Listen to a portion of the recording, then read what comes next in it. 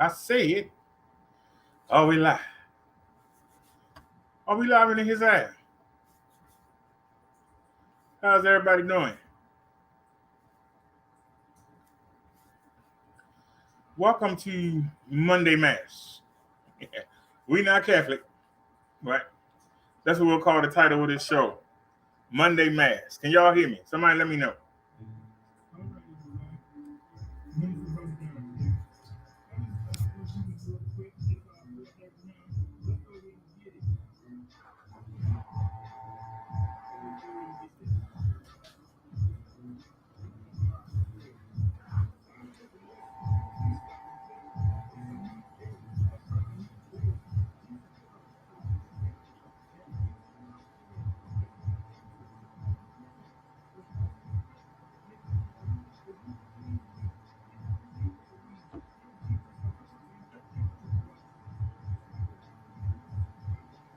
All right, here we go with the cheating.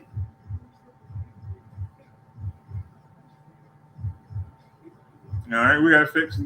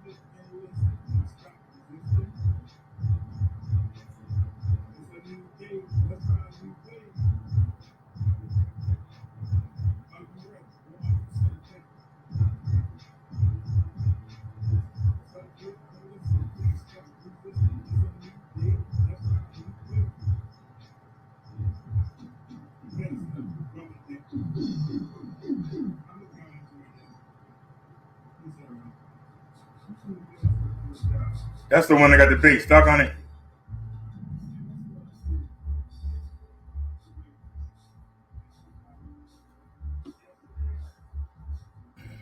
Not that bad.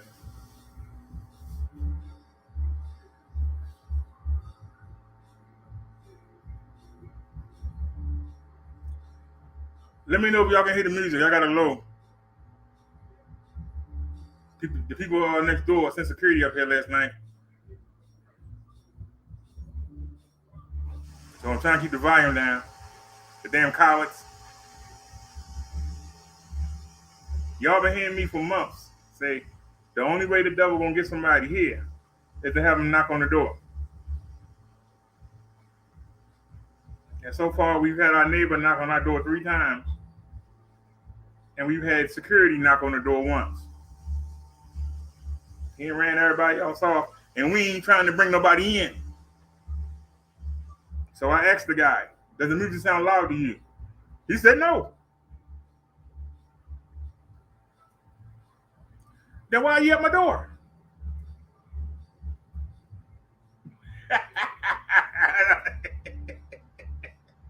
He said there's sound loud there. So what are you at my door for then? I invited him in. He wouldn't come in. So come on in. Tell me how loud the music is. Then he said he could hear it coming upstairs on the elevator. I'm looking at him like I'm next to the stairwell. Ain't the stairwell hollow? I got everything against the wall of the stairwell. Why wouldn't it vibrate into the elevator?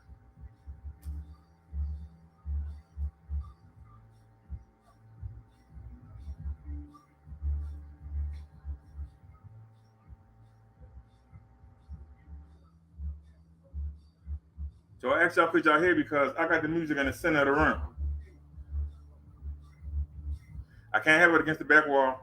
I can't have it against the front wall because of the microphone. Microphone sitting here. You can't hear the music here and the microphone. They're gonna fight with each other. So we're doing the best we can do.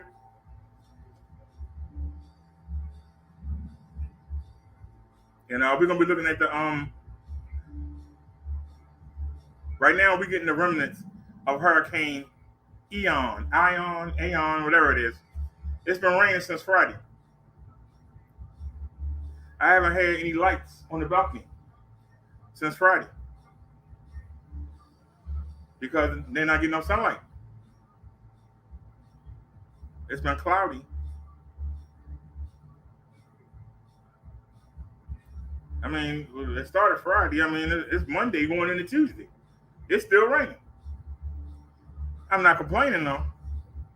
Would you rather have the 85-mile-per-hour winds, or would you rather have a week of cloudiness, maybe 15, 20 miles per hour wind, and just constant rain?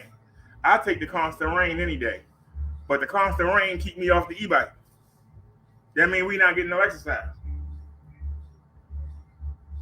That means we can't get around like we want to. So we're not feeling the effects of the people in Florida. They're going through hell. And in South Carolina, a little bit of North Carolina, they're going through hell. So I ain't complaining. I went on and put my order in on Amazon. I got to stop being delivered. Let them go out there in it. But we did go out day before yesterday. And I got the video. We took the Samsung camera. And I will be showing it after the brief sermon we do.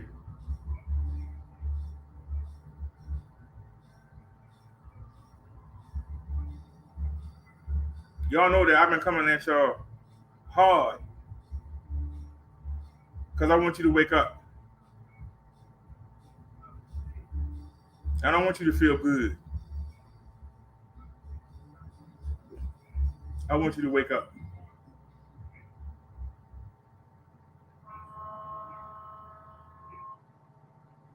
If you want to feel good in the knowledge that when you close your eyes, you ain't got to worry.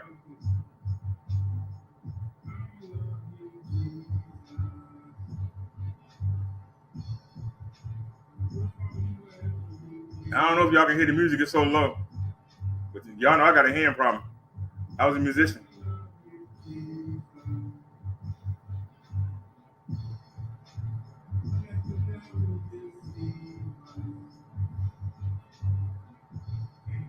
Hey, I love my Jesus.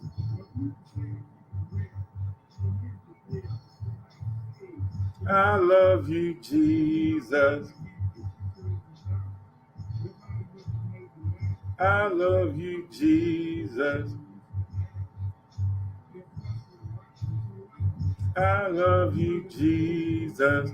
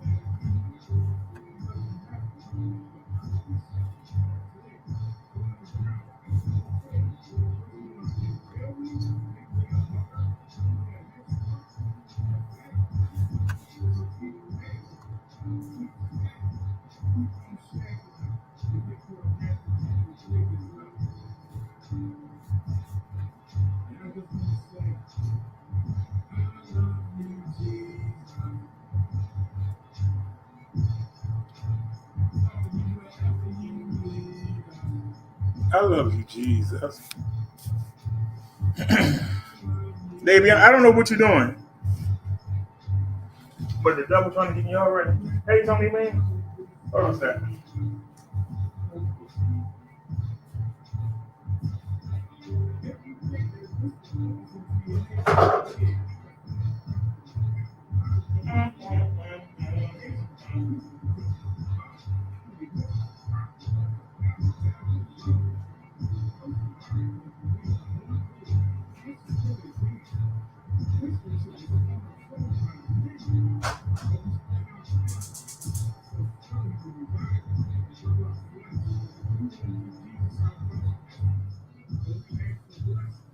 All right, that's the last song. So that's good. We get this in with.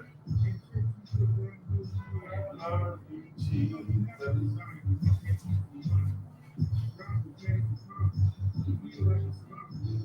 That's the last song.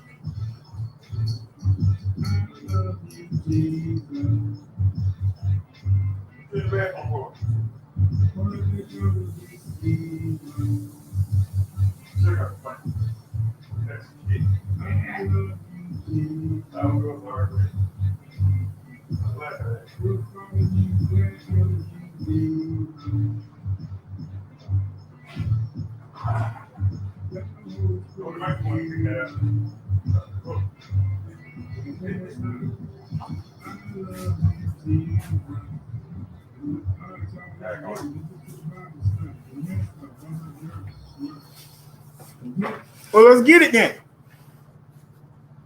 I said, let's get it. Let me take that out real quick.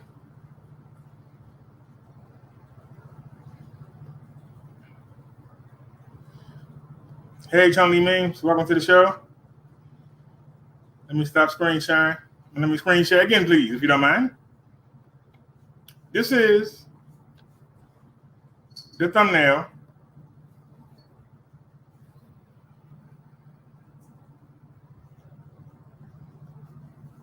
So I see I have to bring this in some.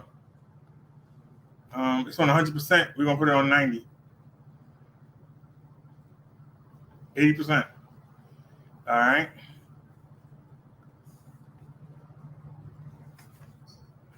Y'all see this on y'all screen?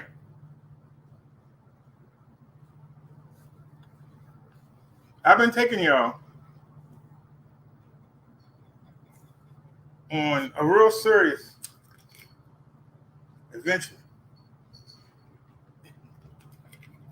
because you ain't gonna hear this nowhere else, and that's why we do it.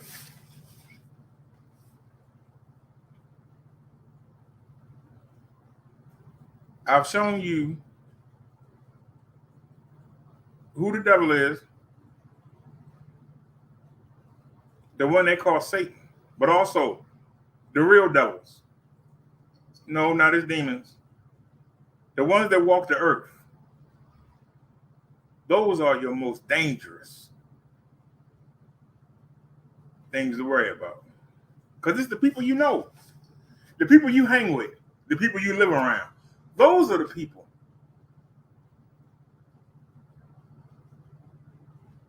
that bring you in, that convince you to put God aside, put Jesus aside, and do what you want to do. I've shown you how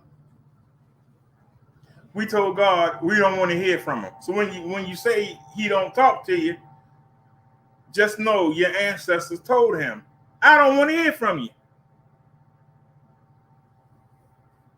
You ask, well, why don't Jesus talk to you? Jesus was with them, leading them. They told him, we don't want you. We want a human being king.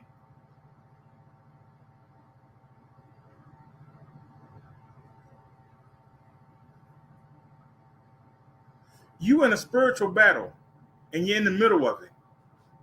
You're in a spiritual tug of war. But unlike the animals, you have the sense to know what side to be on. But with power comes great responsibility. Our focus today is on your will. Because even though you know, because godly people will tell you, or you can read it for yourself in the Bible, you know what God's will is. But as human beings, as the only beings that exist right now that had a choice. Is it your will or is it God's will? What's more important? Your will or God's will?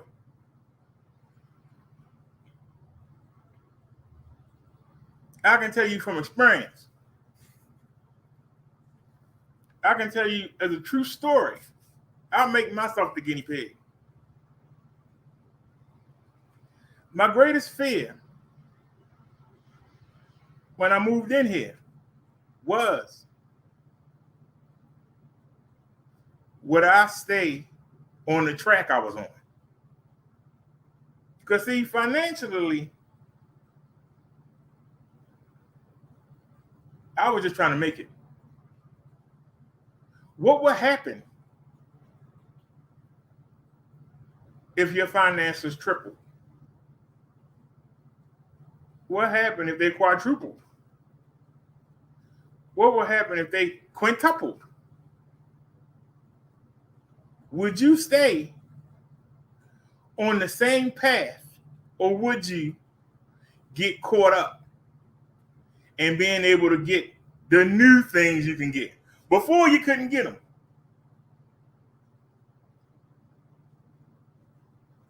Before, you only had $55 free.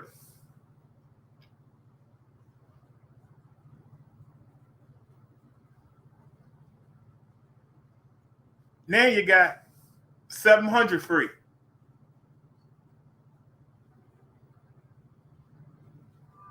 That's not counting the money that you get from the healthcare. That's not counting the food stipend. Could you go from $55 clear in your hand after you pay your bills to now having 800 and something in your hand clear? Would it affect you? Would you stay on track? We moved in here, we was 248 pounds.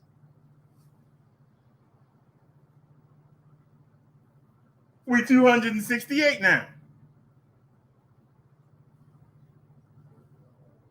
How good is your will? But how good is your will to follow what God wills for you?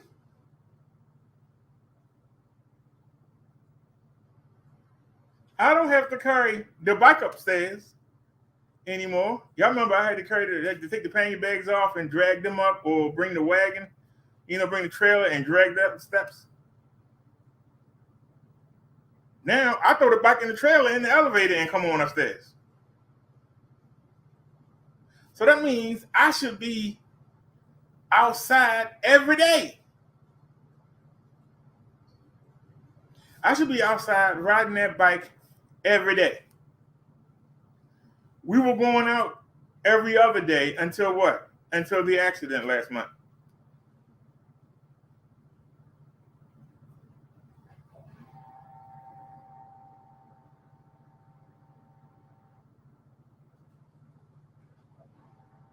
All of a sudden, we started going out every 5 days.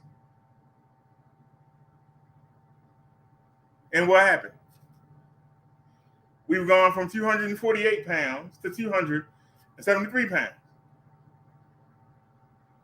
I want to go out now. I can't. It keeps raining. It's been raining 5 days straight. We snuck out the other day, and we got the video to show you.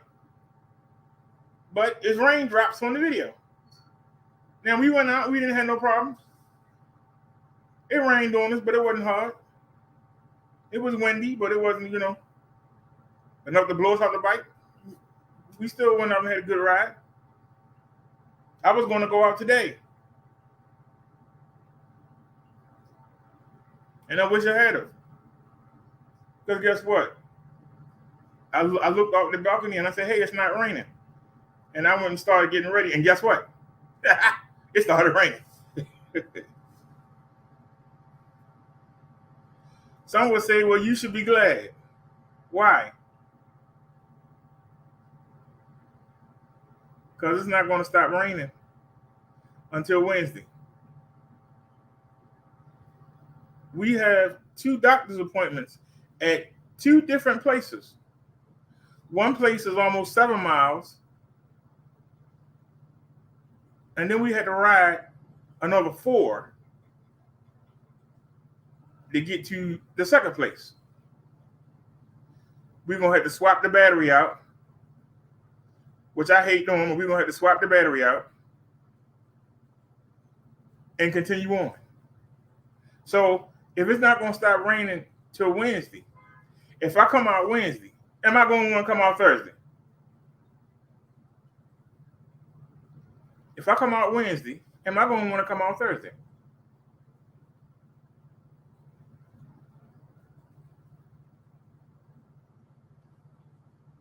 No, I'm not. Yeah, they there. By the time I get the body armor on, by the time I get the face protective mask and the goggles on, by the time I set up the helmet with the phone, by the time I drag Bessie out of here downstairs,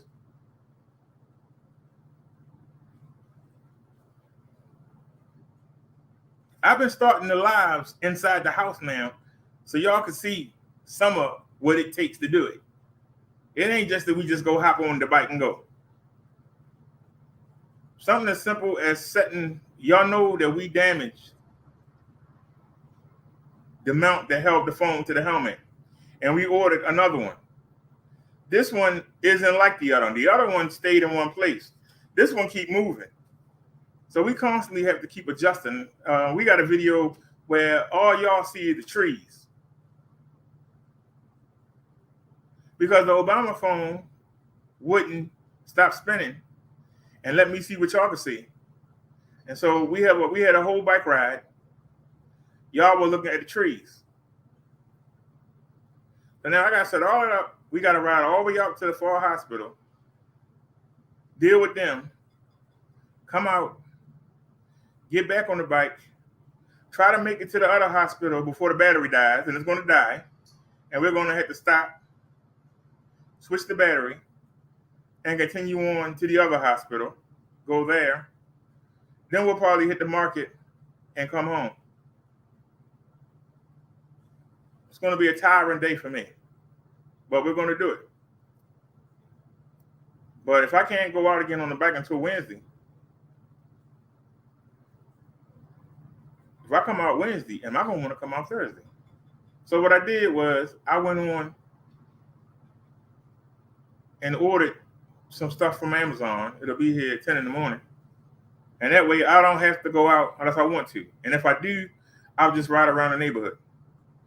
I won't have no specific purpose. It'll be fun. I might even get the little bike and go out there and ride around. But to get the exercise. Or I might just throw on a pair of shorts and a hoodie and just walk around a circle to get the exercise. See, your will,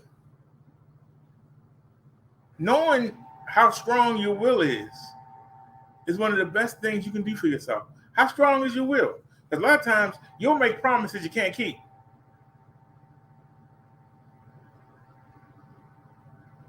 Your promise is only as good as your will. Well, what does will mean?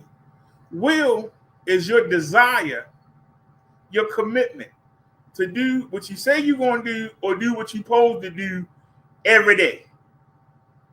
If I tell you, boss, I'm going to be to work at 9 o'clock, Monday through Friday, I should be to work every day at 9 o'clock. Now, if I ride the bus might break down. If I got kids, one of the kids might get sick. If you got the will, you're going to get there. Whether you had to take a cab or Uber, whether you had to get somebody to babysit. If your will is strong, you will never not ever do not supposed to do. You will never not do what you're not supposed to do. When you start making excuses,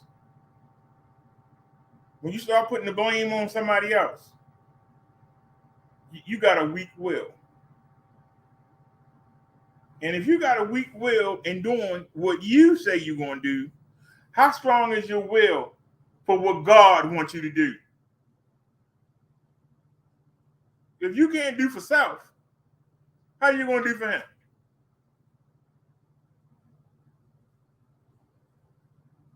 If you're not representing yourself well, how are you going to represent God well?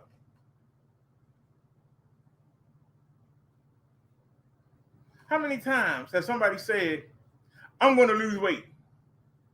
And you see them in the first month, in the second month, they're doing good. You come back 6 months later, they heavier than they was when you saw them 2 months before. What happened? What happened to all that desire and all that power and all that strength and all that stuff you was talking? What happened? The will went away. To people that's on drugs, when they go into rehab, when they go to the meetings, I got 1 day clean. I got 2 day clean. What keeps them clean? Their commitment that they will not make the mistake of getting high. If the commitment is not spiritually based, they can't maintain it.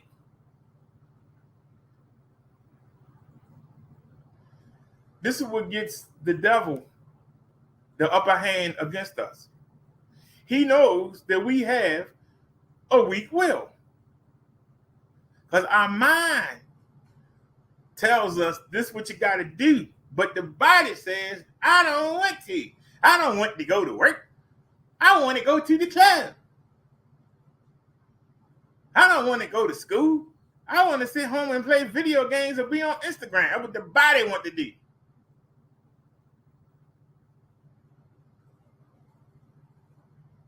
We fight so many fronts.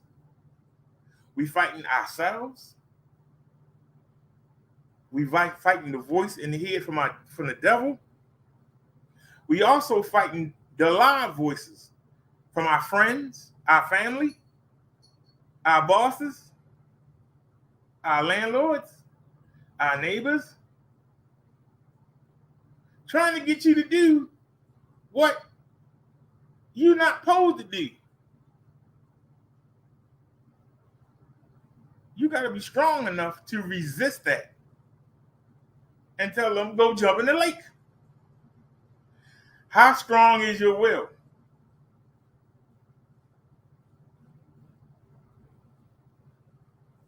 I'll get back to myself. Like I said, we moved here the last week of April. So you got May, June, July, August, September, and now we in October. So we in our 6th month here. So we've been here 5 months in a week. 5 months in a week. We've been here.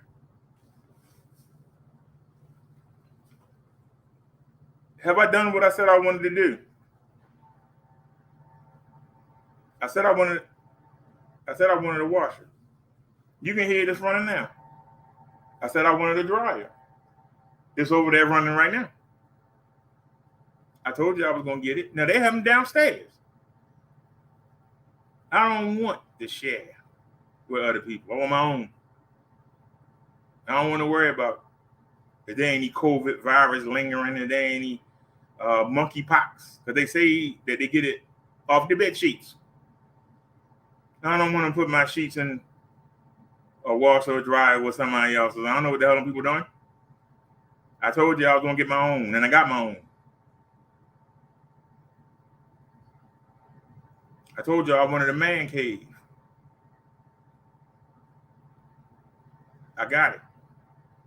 We got 100 screen. And I can watch movies. I can watch my hula hoop. I can watch YouTube, Netflix, Amazon Prime Video. We got all that. I said I wanted to play my video game while I'm laying down in the bed. Done. I told y'all I wanted to be able to feel when somebody get body slammed.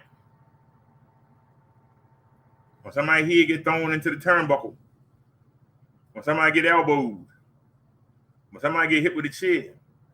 Somebody get put through a table. I wanted to feel like I was right there.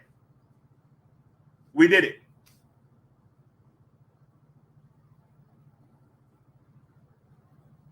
I did everything I said I was going to do.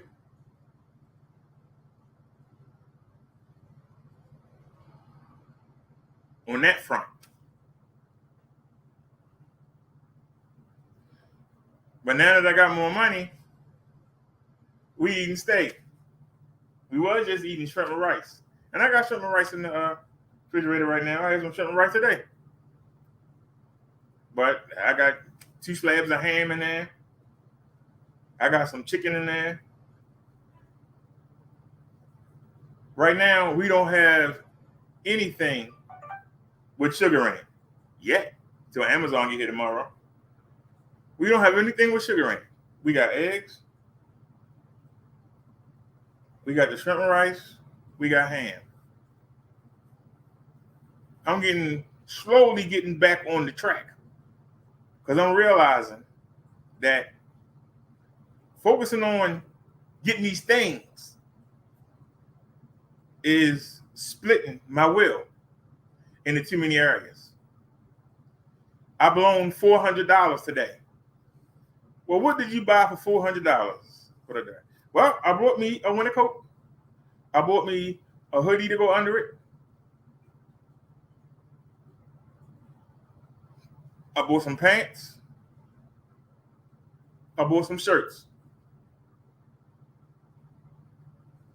Haven't decided on a pair of shoes because I don't like white tops. And everything in the price range I'm looking at, they all have either white or they have the white bottoms around the rim. Y'all know they get dirty in a minute. So I'm still trying to find a pair of name brand shoes for under $60. That's high top. And I'm still looking.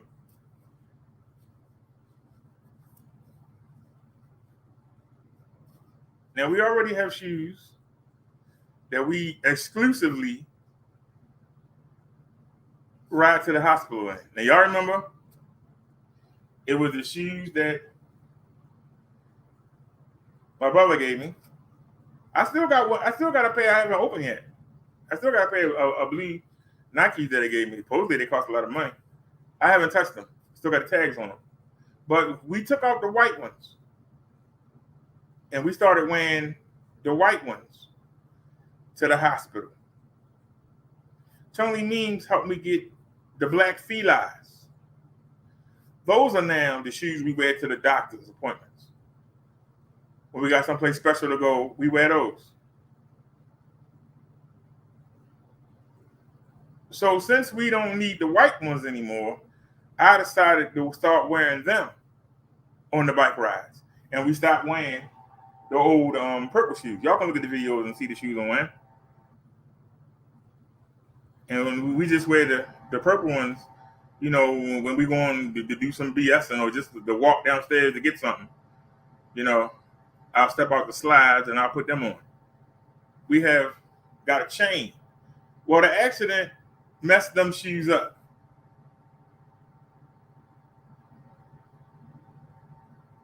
So now we need a pair of shoes to wear for the bike rides, or we need a pair of shoes, or we take the felines that we're using for the doctor's appointments. We make them the bike shoes for every day, and we need to replace that with something new.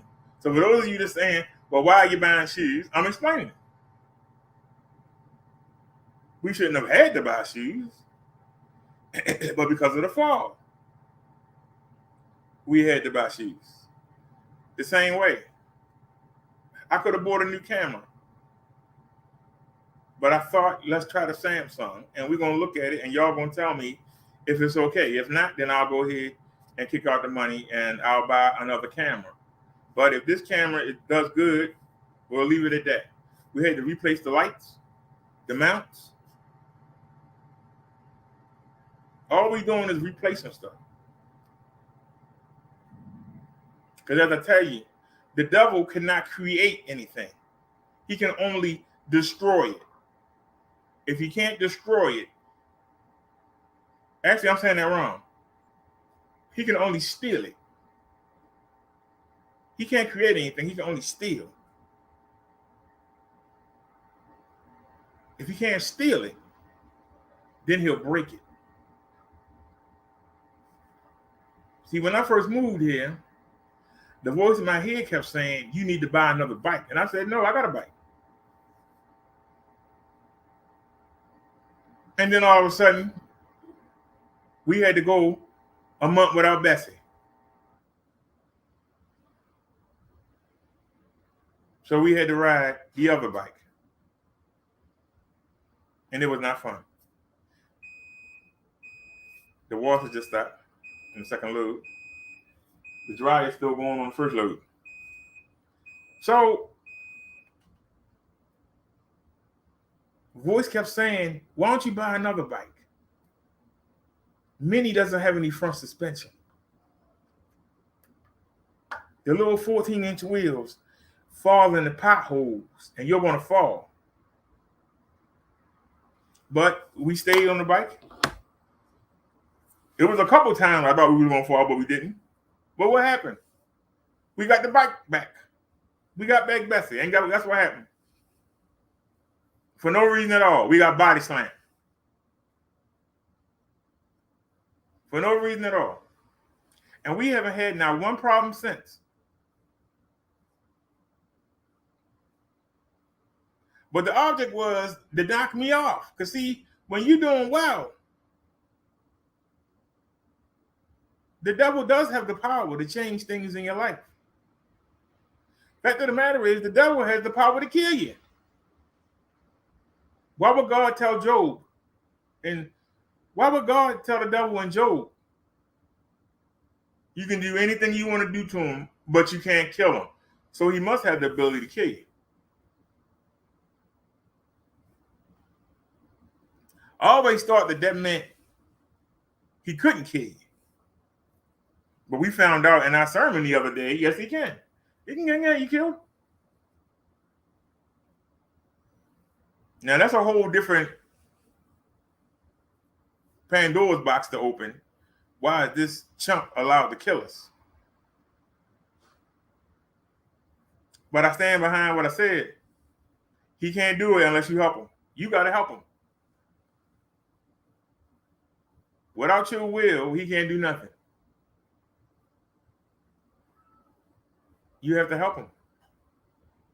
How do you help him? By listening to that voice in your head and doing stupid stuff. By listening to that voice in your head and corrupting the people around you.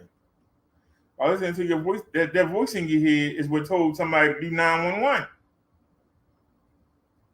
That voice in their head is what tell somebody to go shoot the schools up. Because if you ask these people, where did you ever come up with that mess? That craziness in your mind? They tell you, a voice told me. I heard them in my head. And I listened. We got to stop listening. The first secret to having a strong will is to not listen to the people around you. Not listen to the voice in your head. And don't let nobody intimidate you into doing something that you know is incorrect. If you do, your will is broken.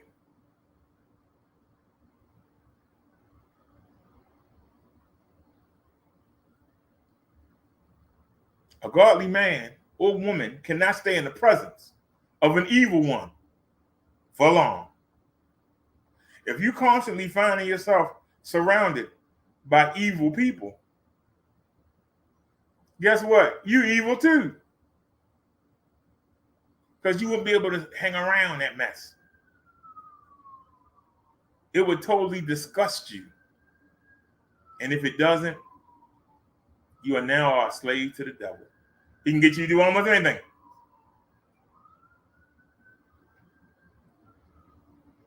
I told y'all I don't know if it was Dave Chappelle or Chris Tucker, but they once said a man fidelity is only as good as his options.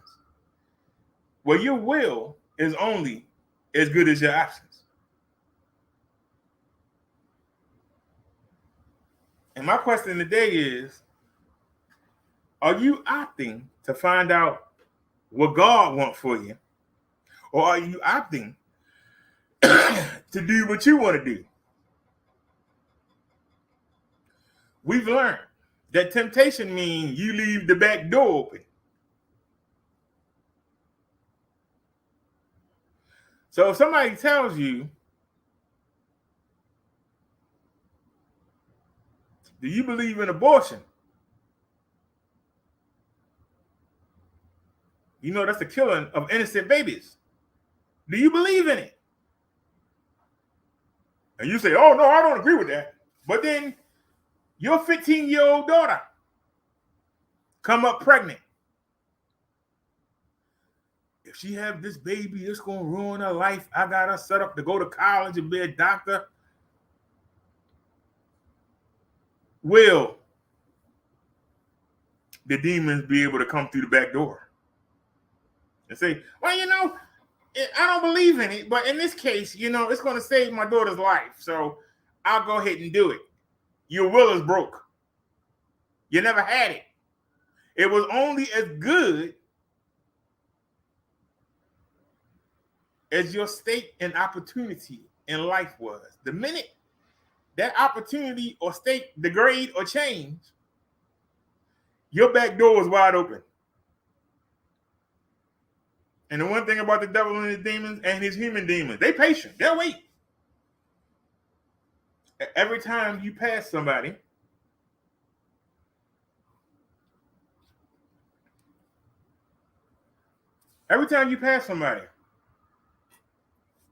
and you look down on them, when they look at you, they're waiting for you to fall.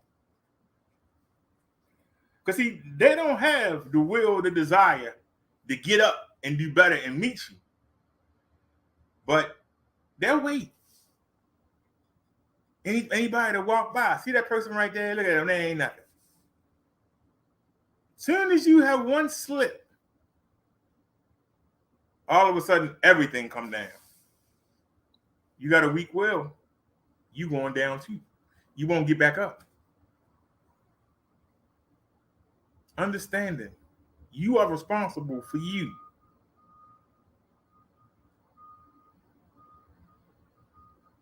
Then understand you are responsible to find out what God wants for you. Not what you want for you, not what your parents want for you, what you want for you.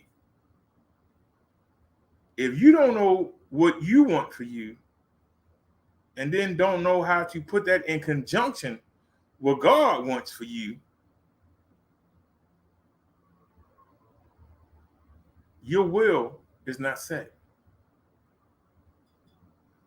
And if your will is not set, it can be weakened. The first thing to understand is we don't have the power. We have a little bit of power, but we don't have the power. If I've been cheating on my wife for 20 years straight, and then I run into somebody and they tell me that's wrong, and I say, well, I'm not going to do it no more. And I might go 1 year and not do it. I might go 2 years. I might go 3 years. But just know, the devil and his demons are going to be in the head of every weak-willed woman in your city. Everyone that's weak-willed, that they got a lock on. And guess what? They're going to keep hitting on you. They're going to keep trying to seduce you. And you're going to have the power to say no. But they're going to keep coming. Opportunities going to keep coming. You're going to find yourself in the elevator stuck with some pretty woman. You're going to find yourself somewhere. And you're resisting. But you're trying to do it yourself. The devil and his demons know they can wear you down.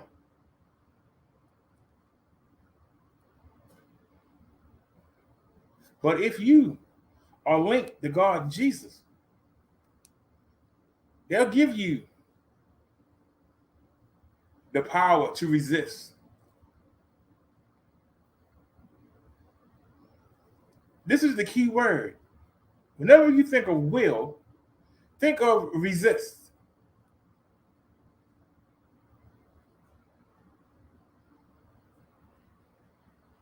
I told you, you can have a bad cub and you can raise him up. You can get a little baby lion and raise them up. You can feed them from the bottle and clothe them and take them everywhere you go. They get mad at you, they're going to kill you. You know why?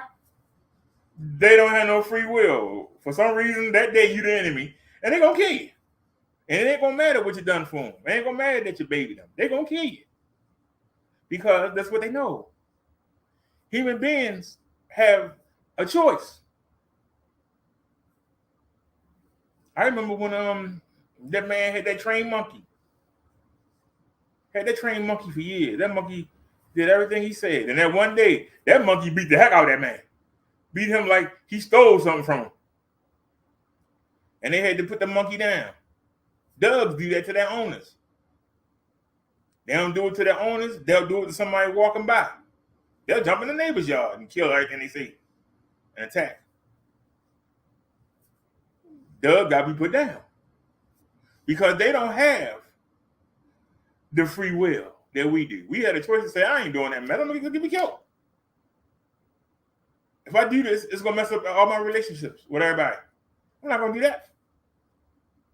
We the only beings that were created that have the option. And with that option comes great responsibility.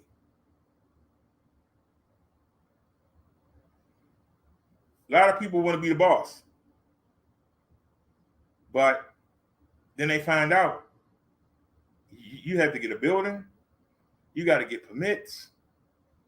You got to get licenses. Then you got to get other people to give you parts to make your product. By the time you do all that, goddamn, most people say, I'd rather just be an employee. I come up, they give me the uniform, I put it on, I work for them for 8 hours, and I go home. Some people don't have the will to do everything. I was watching, what's it called? Fix Up This House or Restore This House or something. It's where people go out, they find people that want to get rid of their houses for some reason. Whether it be a death in the family and they're in another state, or person sick and can't afford to run the house anymore. They come in and get the house cheap. Then they fix the house up.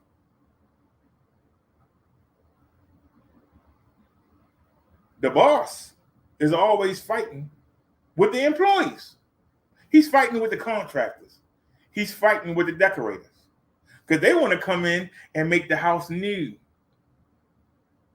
He's not trying to do that. He's trying to make money. But you got these employees that got these dreams in their head. We're going to do this, and we're going to put in these windows, and we're going to put all new flooring in and all new tiling. Man, ain't nothing wrong with the tile we got. We paid $60,000 for the house. The house can sell for $150,000. I'll give you $40,000 to work with. You fix this house up so that we can sell it for $150,000. And then I can make my $40,000, and then I'll give you, your $5,000 or whatever your cut is. So I get the contractor his cut. I'll get a decorator their cut, the stages their cut, the realtor, the seller house will get their cut. By the time that cut come down, he's made $20,000. But he's got to micromanage each one of these people because any mistake they make cut into his $20,000.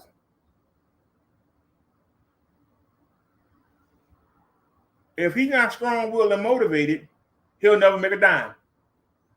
Because the contractors, his employees, his decorators his landscapers, they'll bleed him dry if they can break down his will.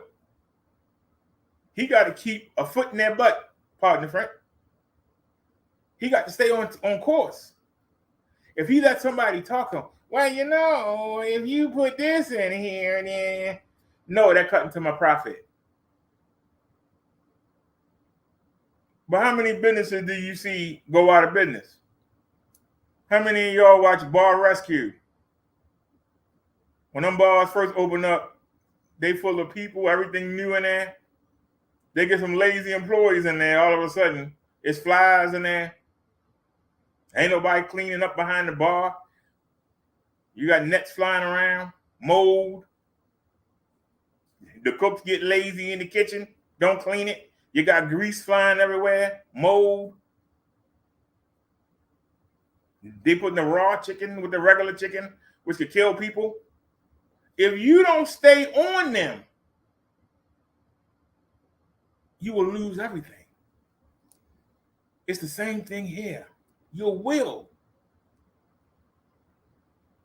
If you say, well, I ain't got to do that, I'll let it go. The minute you do that, your will's slipping. I know I'm supposed to clean this grease trap every day. I'll let it go for a month. Then the whole place catch on fire and burn down. Now you got nothing. Why? Because you slipped up, you slacked up, you let your will get worn down. Your employees didn't feel like cleaning it. And you let them bring you down.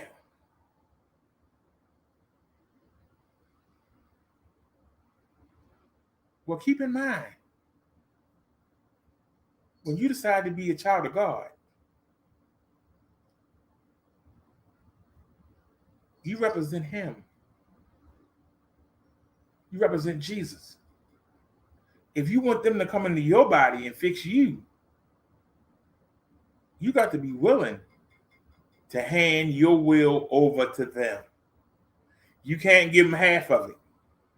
You can't give them a part of it. You got to give them your full will. You got to hand control over. A lot of people cannot hand control over. How many times you told somebody, hey, you're doing that wrong? They tell you, shut up. Hey, you're not putting that tire on right. It's going to fall off. You're going to have an accident. Shut up, I know what I'm doing. Trying to tell me something. That's the person that's going to wind up in the hospital or in the graveyard because they don't have the ability to change at a moment's notice. Sometimes you got to change. People get set in their ways. You can't be set in your way because it's not your way. What do you know?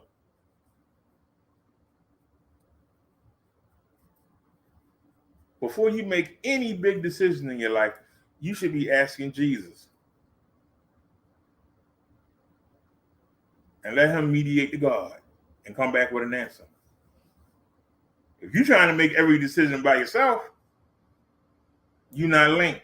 And if you're not linked, you fair game. You fresh meat. For the devil, his fallen angels, the devil that walk on this earth right now, you are fair game. I got this on the screen. It ain't the best picture, but it got the best message. I had to remember that God still does have the best plan for my life. God does what? God still does have the best plan for your life. And if I don't believe that, and if I don't base my life around that, then I start making my own plans and thinking I know better. The teacher is never better. I'm sorry, the student is never better than the teacher. The monster is not better than the man who created him. But we seem to think that we are. I know Jesus and God don't like me doing this, but God darn it, I'm going to do it because I want to do it. That's you using your will.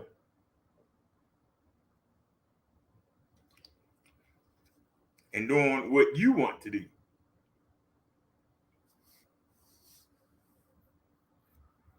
And this is the hold that the devil has. For all the talk, we want to go out here and make things better. We want to do this and we want to do that. In reality, we don't want to do nothing. We just want to be easy, have an easy life, have everything handed to us. For all the people that talk their best,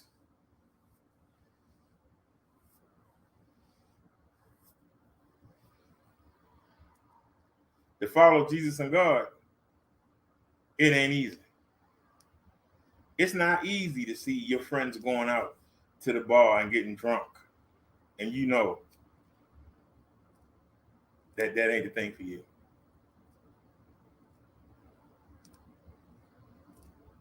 You show up to work Monday morning on time and they stumble in. You saying to yourself, look at them. But you'll say that to yourself, but they'll tell you, you missed out. Look at you nerd. You missed out on everything. We had a crazy night. Well, while they run to the bathroom to throw up, while they messing up on the job, they make you feel like you're doing something wrong. You're the only one that's doing the job. How strong is your will against that peer pressure? Come on, we work together. We all supposed to be in the same clique. We supposed to be in the same crew. Come on. No, I'm not doing that. And you sit there and you watch them get the DUIs. You watch them get into the fights in the bars and clubs. You the one visiting them in the hospital and bringing them something.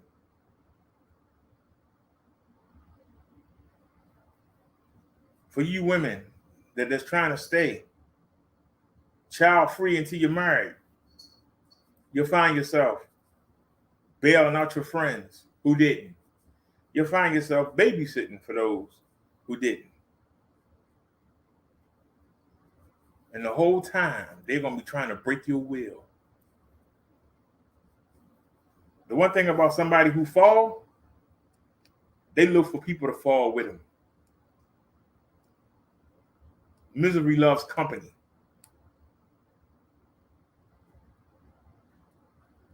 People don't feel so miserable when they're not alone. How do you not be alone? You trick somebody into coming to the same state with you. Before you know it, you got 30 of you. You're all sitting around. And instead of saying, hey, there's 30 of us, let's do something. Let's do something positive for the community.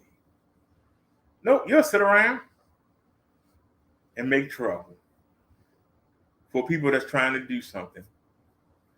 Put stress on them, trying to break their will. But they can come join you. You have a whole bunch of losers.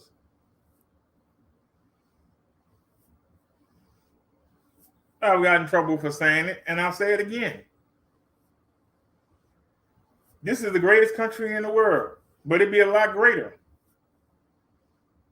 if the people that came over here would leave their allegiance to the places they ran from. If I'm in Cuba and I'm getting tortured in Cuba and I make it out and I come to America, you ain't gonna walk up my house and see Cuban stuff up on the damn walls. You ain't gonna see no Cuban flag. I left that damn place. Screw that place. I'm gonna make this is my new place. Nope. You go in there, you still hear the Cuban music, they're still passing around cigars. You know why? Because even though you left, you didn't want to. And that's why they come over here and make little Cuba. And they make little this and little that, little Italy. Little. You left. Whatever the reason was, you left. And you come into a new place.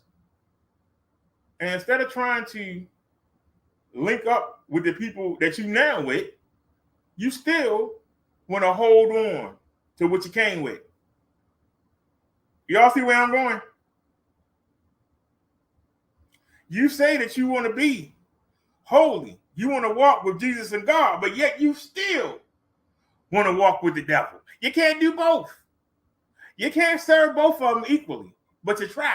Well, I'm going to do this nice thing, and then we're going to go do this bad thing. And I'm going to do this nice thing, and we're going to go do this bad thing. Once you sin and keep sinning, you break the connection to God and Jesus. You just can't run back and forth and back and forth and back and forth. They ain't going to take it seriously.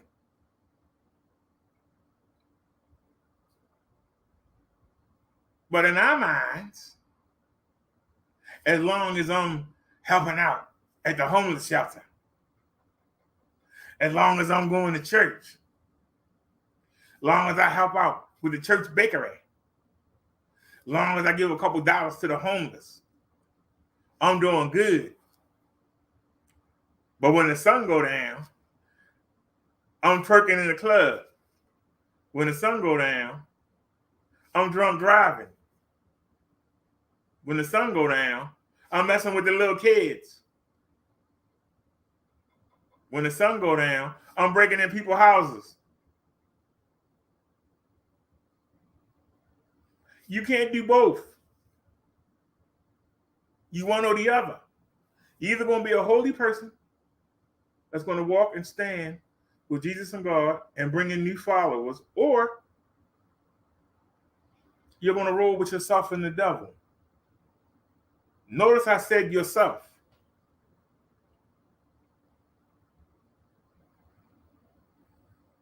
Because you're taking your choice and you're saying, even though I know I'm not supposed to be doing this stuff, I want to do it. Another word for will is want. What do I want to do? Do I want to be an example? Or do I just want to run around behind everybody else? What do I want to do?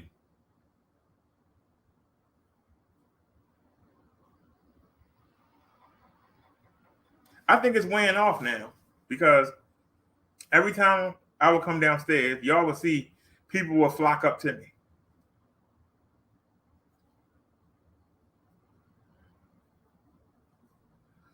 What's the first thing I tell them? I got a mobility chair on the balcony. I don't have to get out here and ride this bike. But in a mobility scooter, I'm 320 pounds. On the bike, I'm between 270 and 240. Is it easier to use a mobility scooter? Yes, it is. Is it easier? But do I have the will to deal with the extra headache? Is it easier to just sit in the mobility scooter? Would it be easier to just bring a walker? When we get to the market, y'all got on me for using the power chair.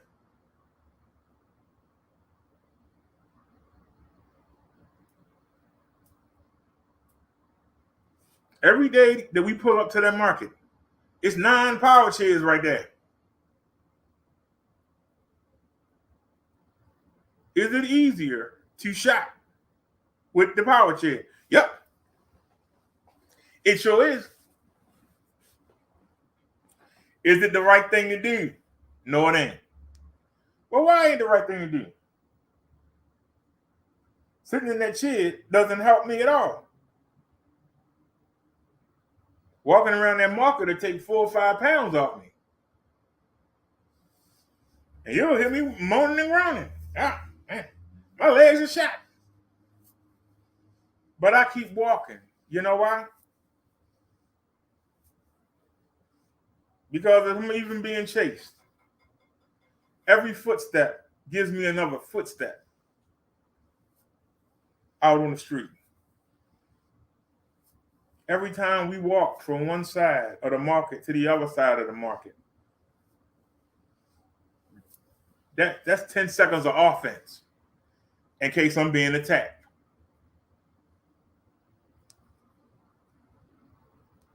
I don't look at what's easier. I look at the benefit, the consequence, the trouble. Is it worth the effort? It is worth it, because I think every time that I ride that bike to the market or to the doctors, instead of taking the Uber and putting that mobility chair in the back of the Uber or taking the mobility bus, I think every time I do that, I put 5 days on my life.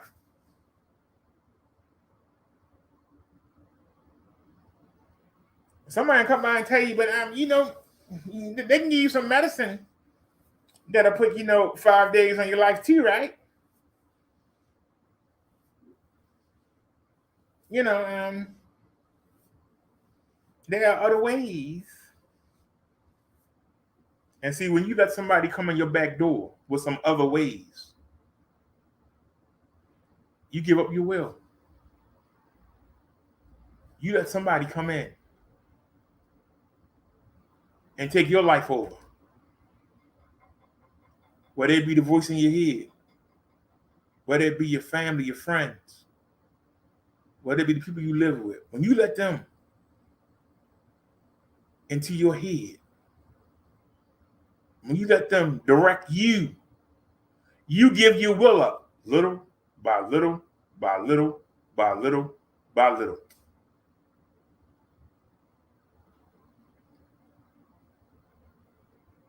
Most of the time, the people you hear a bunch of people sitting around complaining about, that person got 10 times the will of everybody that's sitting there bitching about them.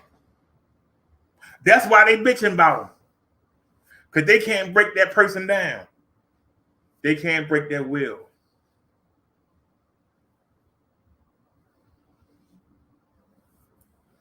They tell you it's safety in numbers.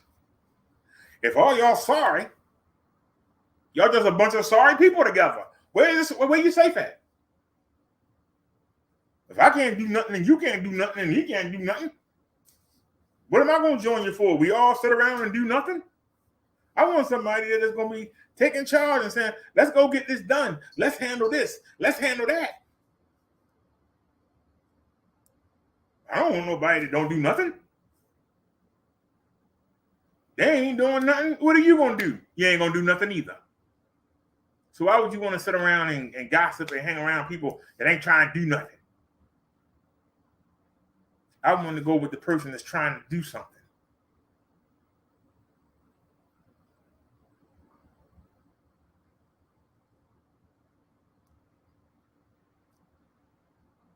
Between this building and that building, it's 29 floors of people. How many of them are trying to do something? And how many of them ain't going to ever do nothing? I'm going to always stand out because I'm trying to do something. I'm going to always have an eye on me. You know why? I'm trying to do something. Even something as simple as saying, get your ass, and I said your ass, out the power chair, get your ass out the damn scooter, take that walker and throw it in the damn trash and get out there and move. He think he all that because he riding that bike. He think he all that because he ain't using no scooter. Well, you sit around and say that, I'm going to be flying by you. He's always going somewhere going where somebody on disability always going somewhere. He should be sitting here with us, talking about the Orioles and the Ravens and complaining about what we don't have. Why he out there trying to... Do you let somebody break down your will till you're that kind of person? Or do you stay strong? You let what somebody say about you make you stop doing what you're doing. You have to realize God got a plan for you. And sometimes his plan is for you to get up off your butt and do something. Get up off your butt and get away from these sorry people. Get up off your butt. But we just want to stay because it's safe. It's comfortable. This is all we know. So I don't care what you want for me, God. I'm going to do what I feel comfortable doing. This brings us back. I'm doing it your way, God, and I'm attracting some good women, but they're ugly and fat. I want to do my thing. I want the pretty women. They got the breasts and the big butt. I don't want the good women. They boring. They don't excite me. Why can't you take the good woman and dress her up? Well, she ain't gonna be ghetto.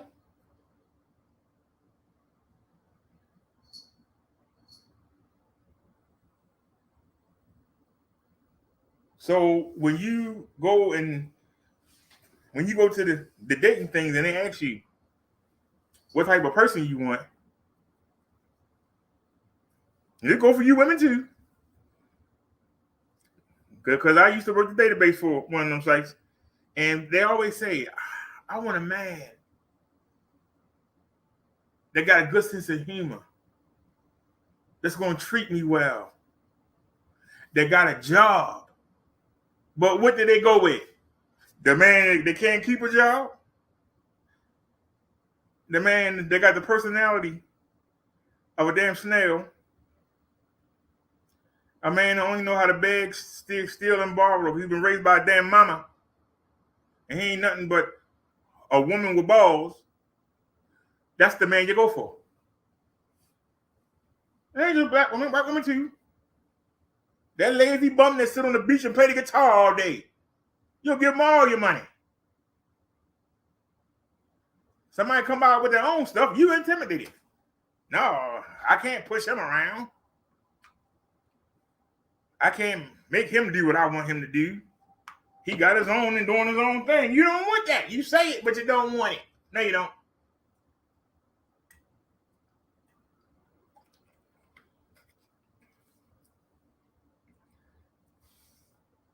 Why do you think celebrities don't get along? Why do you think they always break up? You want somebody to be under you and do what you want them to do. If they got their own and you got your own, you clash. Hey, baby, you come with me to the function? No, you know I got this business to run. Well, Dr. Don, you never come to that. I'm the only person there that don't never have nobody with me. You always doing something. Why do you think that most of the celebrities that get married, they get married to somebody that ain't doing nothing? When they get married to somebody that's doing something, it don't work. Do it. Because they clash.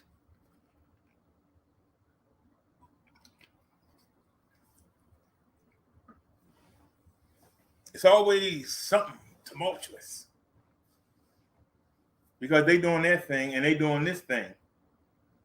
They got to be able to say, look, we got to pick a time where we come together and put that other stuff on the back burner. But if your will is to chase that other stuff, how you have time to come together? One person is going to have to stop doing what they're doing and come be with you, or that person is going to have to stop doing what they're doing and it don't work. They clash. They clash. Because we say we want somebody that's doing something. But in reality, we want somebody that's going to be under us.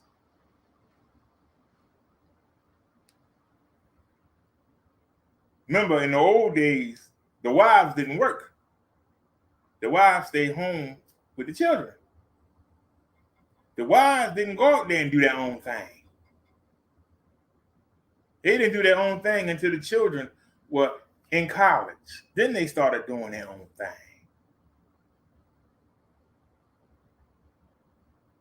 But no, Now they want to be equal. They want to do better than you. And when they get there, they don't wait to tell you, hey, your stuff packed. Uber on the way, another guy coming to replace you.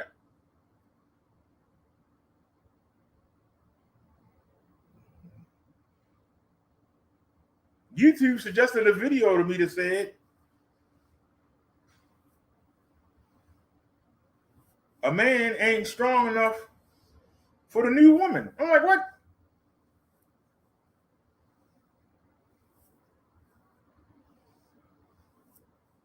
A man ain't strong enough for the new woman.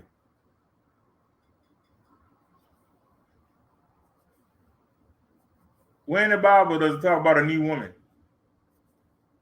I know what they mean. A woman that wish she had some testicles. And she act like it.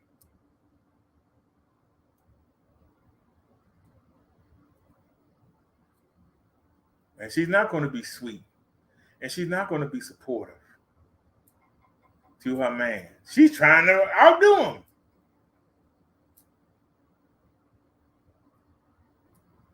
You went bungee jumping, we went bungee jumping too.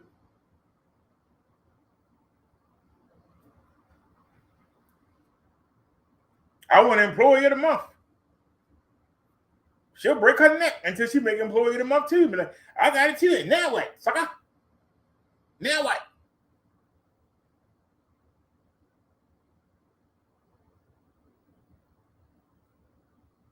I got our kids into the greatest college in the damn country. I gave birth to them. Now what? Ever since Eve.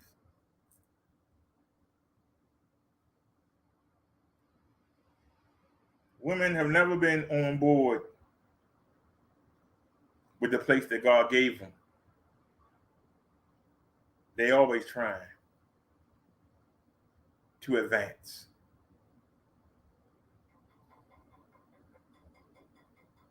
I love it when they do these all-female lady wrestling pay-per-views and they get on there and they so passionate. And the fact of the matter is, don't nobody watch. We got the WNBA. Don't nobody watch. 90% of the high school and the college teams, whether it be softball, whether it be soccer, cheerleading, whatever. And if you don't believe me, go look for yourself. 90% of the money that pay for that come from the football and the baseball and the men's soccer. But they'll tell you they just look good. The revenue that come in to pay for those programs, they take them from the men program and put it to the women's program. But they'll tell you, we equal. You're not.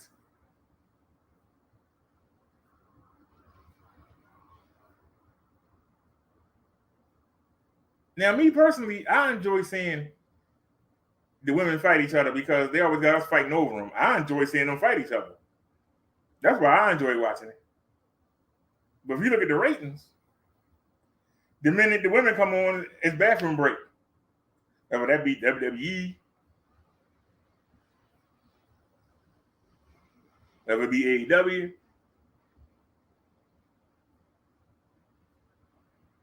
whether it's Bellator. They had a Bellator card. I watched it last night. There was not one woman on there. But the UFC had a main event that had 2 women in it. Look in the audience. Half the people went home.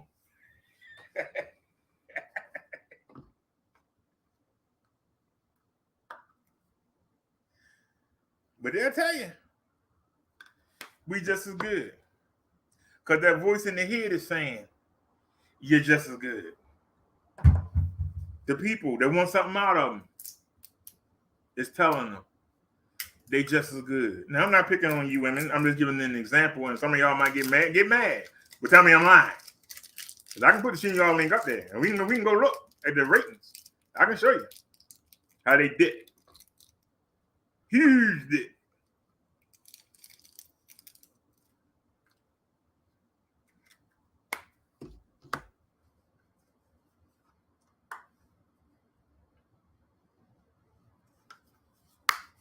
You know, I get irritated watching Project Runway and all these shows.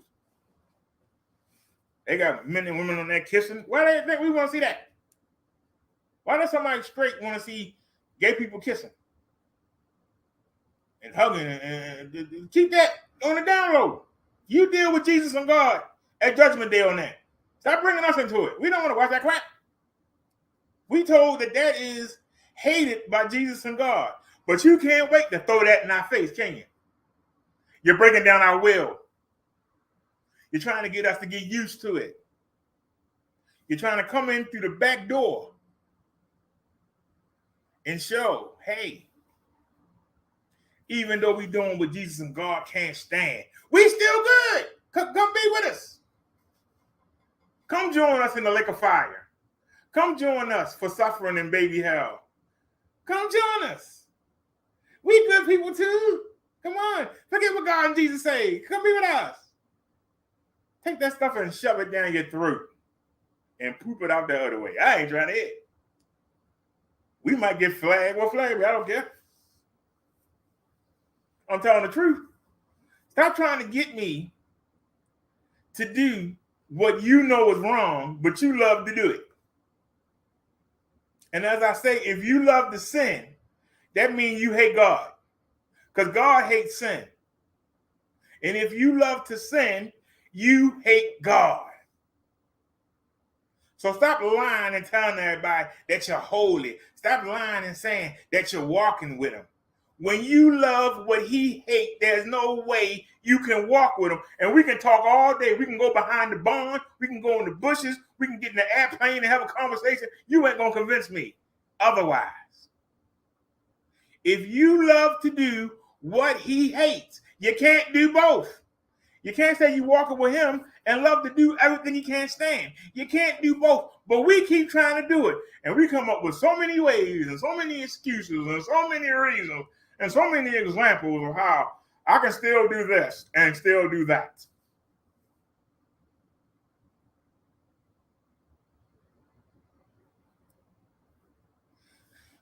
How many TV shows do you have a father that know he's supposed to be at the son or daughter's recital, baseball game, basketball game? They trying to have flights where they can come in and see this and then duck out and come in and duck out. What did they do to the children when the parents don't care enough to come support them? What are they going to do to their kids? The same thing that was done to them. You don't put family first. You don't put God first. But you put everything else first. Everything else is first.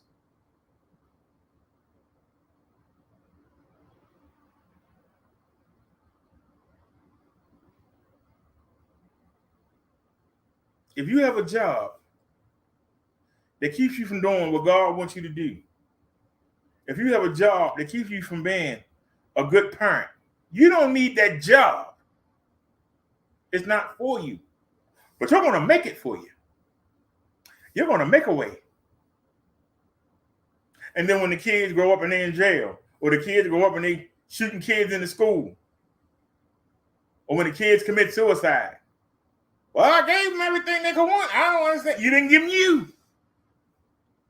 That's what they wanted. They wanted you. But you gave you to the job. You gave you to the community. You gave you to your followers. You didn't give them anything but an excuse and a couple of dollars. I'm supposed to spend time with you. Here, take some money. Here, go somewhere. And you know what happened? They take that money and they go make a family with somebody else. And that's why they wind up messed up. Because them people usually are just like them. They either don't have and will never have, or they got the same problem where they have but don't have no attention. And either one of them wind up in the same at the bottom. Whether they have or they don't have, they still wind up at the bottom. Keeping each other company. A half dead hugging a half dead. A scrub patting a scrub on the back. A loser shaking hands with a loser. What do losers know how to do? Lose. There ain't no in between. They know how to lose. So if you won't follow God's will, but you'll follow your will, your personal will, and you'll follow the will of the people that you hang around.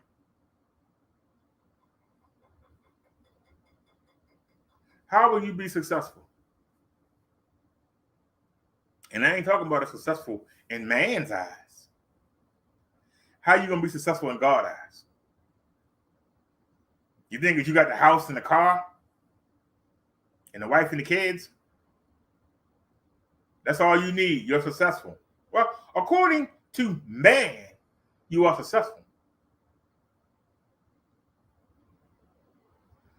But if we come follow you and your family around, I don't think y'all are successful. Gonna be something wrong with you. Gonna be something wrong with them.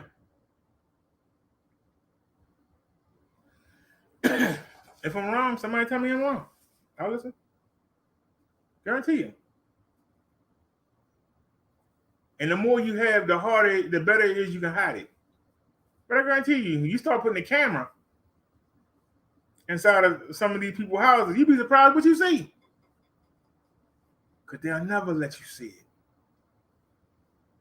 They don't want you to see the evil things that they enjoy doing. They don't want you to see it.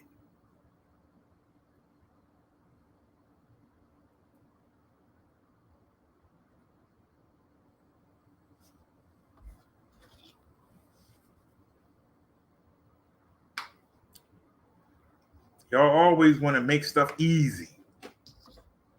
In the little league, everybody should get a trophy. If you can't play, you shouldn't get no trophy. No, you're going to hurt their feelings. No, that make them want to do better. If they can't do better, let them do something else. They can't hit a baseball. They can't throw a football. Maybe they can play the piano. Maybe they can play the flute. Give them something that they excel at, so they can have pride in themselves instead of giving them a trophy and a pizza.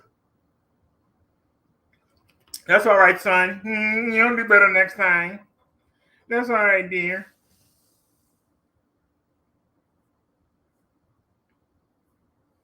That's why I love dance moms. As evil as Abby seems, she'll tell you in a heartbeat, don't cry around me. Cry home in your pillow.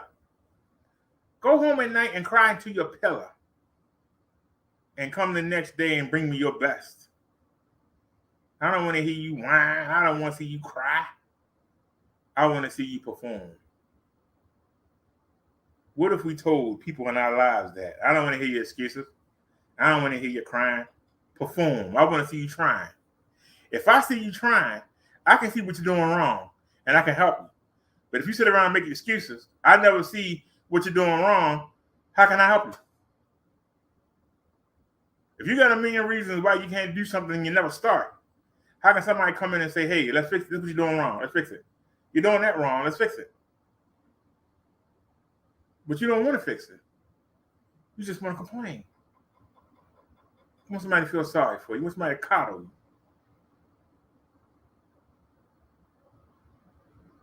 But you won't go to God and Jesus and ask for coddling. No.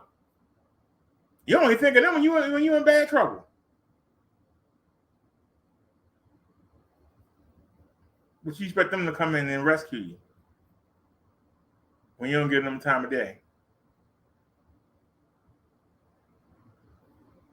How strong is your will?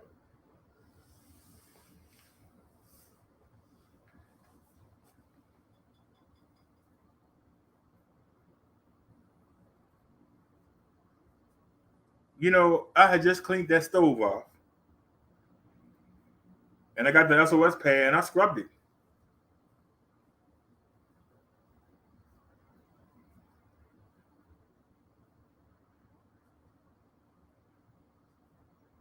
and I was cleaning out the skillet.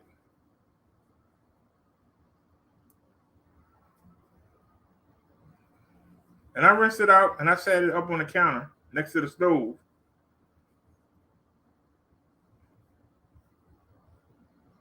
And I went to get something to wipe the skillet out with before I could season it. Unbeknownst to me, some of the grease that I had just cleaned out, even though I rinsed the bottom of the pan off before I sat it down, the little time I took to walk from there to here and walk back, grease had came from under the pan and went right on the stove. I had to clean the stove all over again. Now, some of you would say, well, what's the big deal? Well, the big deal is you got to know when you've been attacked.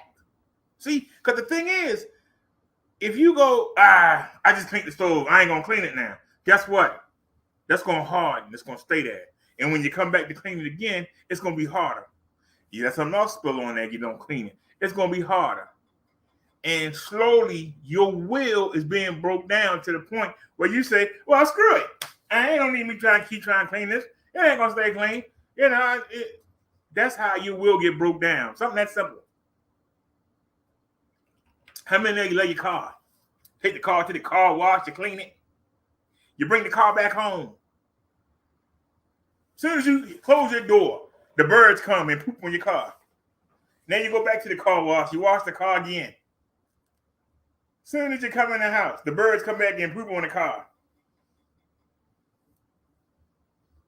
How many times will you run to the car wash before you say, the heck with it, and let them have it? And you're riding around with poop all over your car. You got a fancy car. Everybody like, look at that fancy car, but then look at that poop on the car. That must be a sorry person. He might have money, but God, no, he's sorry, man. That's what the devil wants. To break you down slowly. Something that simple. How many times you told a child, don't touch that, and you come back and the child touching it? And you tell them, don't touch that, and you come back and the child still touching it. And the day or two go by and you come back and the child still touching it. Who telling the child to do that? Trying to break your will down. So when you get tired of telling them to not stop touching it, that's victory number one. Later on, when they get to school and you get letters coming home from the teachers, your child won't stop talking. Your child won't stop hitting other kids in the class. Your child won't let me teach. It's because you let the child know that they can do whatever they want to do and you won't do nothing. So now they're not listening to you. They're not going to listen to the teacher. When they want to get on a team, they're not going to listen to the coach. When they get a job, they're not going to listen to the boss. Little things. The devil is very patient. He's been alive since forever. God said that what? What did he say? A million days? Like one day to him? You think you can outweigh the devil? The devil and them fallen angels been around since time began. You ain't gonna outweigh them. They patient. All right, it's been 10 weeks since I had a drink. They're like, You don't know that your friends are going to take you to the bar. You went to the bar. He drank salsa water. Damn. That's all I will give next time. Oh, it's a job function. They're going to have liquor there. We're gonna make sure they got the best liquor they're waiting for. As soon as you show up, somebody throwing liquor in your face, you got to turn it down. How strong is your will? They're going to keep at you. Because if they get you, they get you. And they don't get you, they try. That's all they know how to do. That's what they do. They can't stop. That's all they know. But you can stop for as strong as your will is. How strong is your will?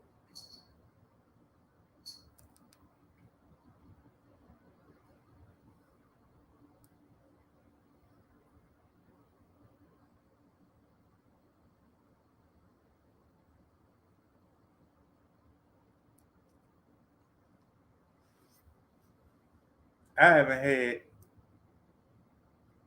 a cigarette. Damn. Well, it's been 6, 7 years now. You didn't see me without a cigarette before then.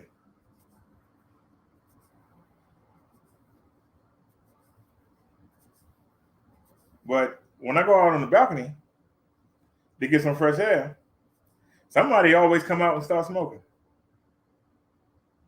And they might be across the way, they might be in the other building, they might be below me, above me, even though I'm outside. I get every whiff of it.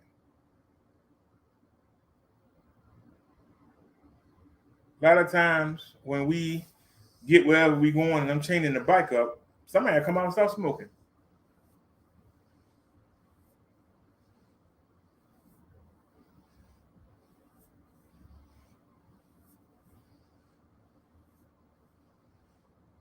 While I'm chaining the bike up, that's my opportunity to pull the mask down and get some fresh air before I go into the market.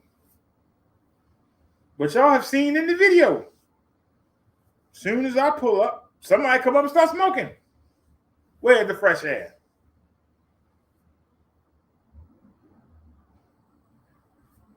We outside and still can't get no fresh air.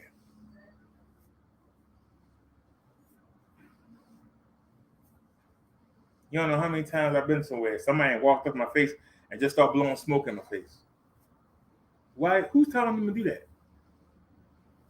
They're trying to get me to pick up a damn cigarette. That's what they're trying to do. Evil people.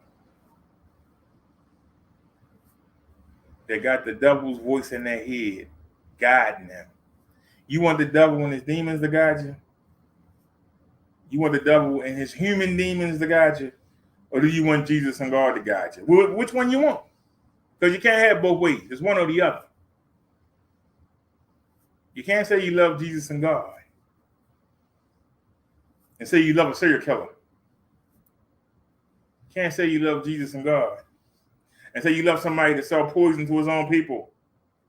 You can't have it both ways. You can't say you love Jesus and God and go work for a man that cheat all his customers. Cheat him. You still trying to say, well, I work for him, but, I don't do nothing he do. Nah, you condone it. You benefit from it, and you condone it. You're sinning. You can't fix that. You can't make it sound good. Well, I'm the coach, and I'm messing with the girls on the soccer team.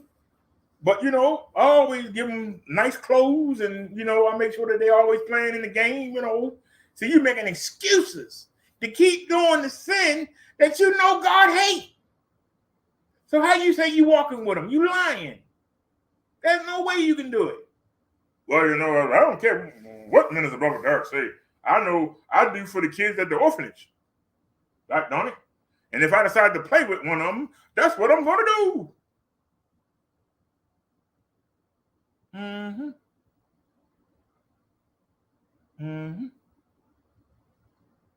But then you want to show up on church on Sunday and act all holy, I'm doing great things, helping out the community, messing with your kids when you turn around. But look, they got a new gymnasium.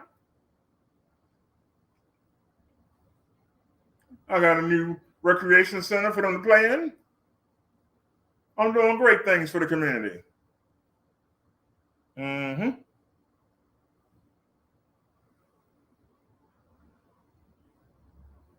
And there are people that know what's going on, and they don't say nothing. They don't say a word.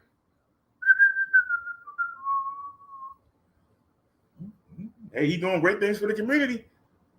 Ain't messing with my kids. Poot on everybody else's.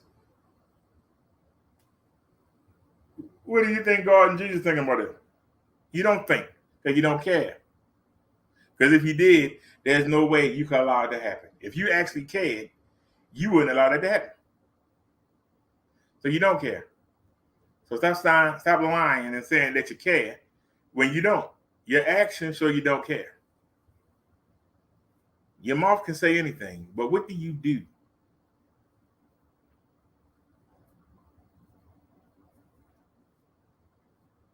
What do you do?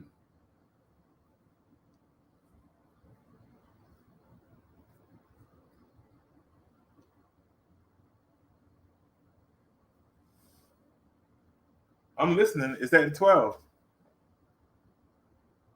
I don't hear no rain. Matter of fact, let me I got another load of laundry to put in real quick. No, I'm gonna finish this. I bookmarked some articles before I started the show. I always do that. I don't know why, but I do. Really don't need them, but let's just see.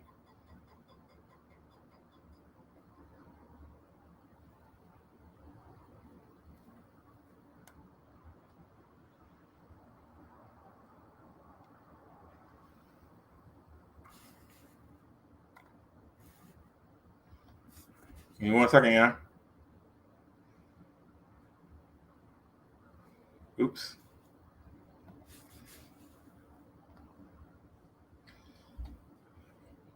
Because I don't remember what I bookmarked. Is this from last week or before?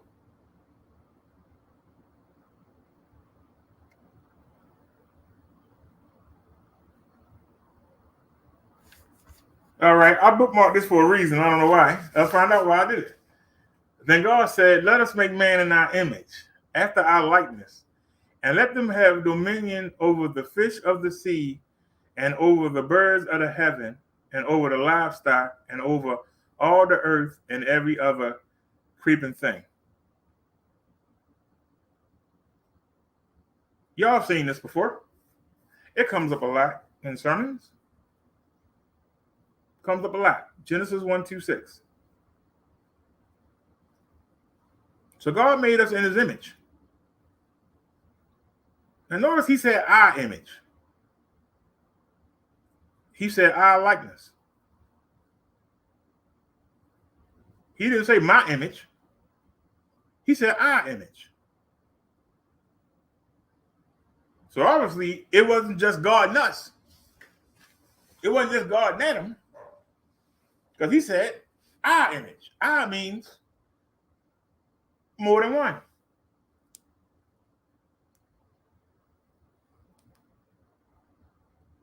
I believe that God was talking to Jesus. God was talking to Lucifer, Satan, the devil, whatever you want to call him.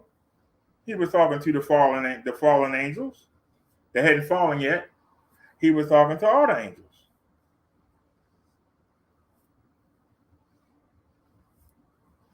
See, God wanted to make us.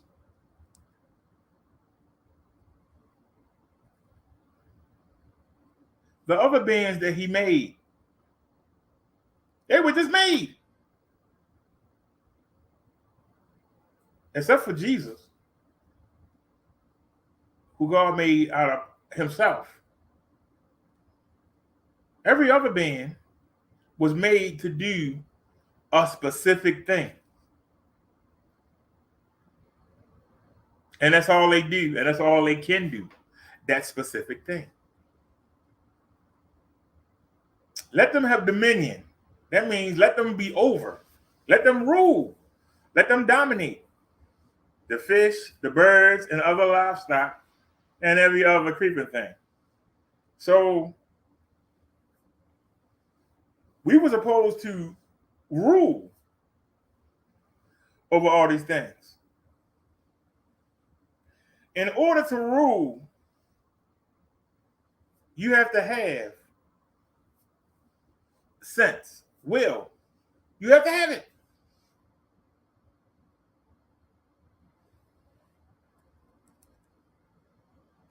We were supposed to dominate everything down here. We supposed to be able to say, hey, bird, come here. And the bird come.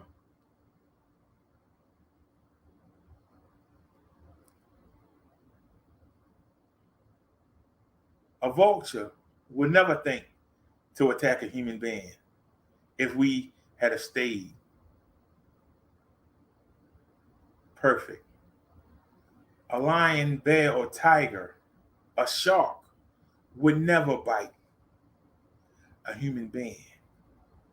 We were supposed to be dominant over them.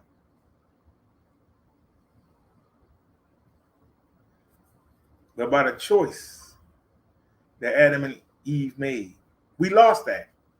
Now, we can use our brain to have dominion over them. But beforehand, we had the power. You have to track the fish, whereas you could just call the fish. You have to have weapons and cages to control animals. Whereas before, you just waved to them and they came to you obediently. We made everything harder for ourselves. But I wanted to show you all this. God said, let us make man in our image. For those of y'all who don't understand,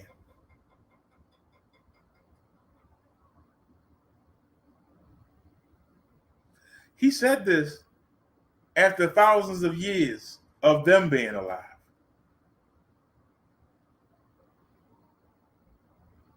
But he didn't give us wings. He didn't give us the ability to run fast.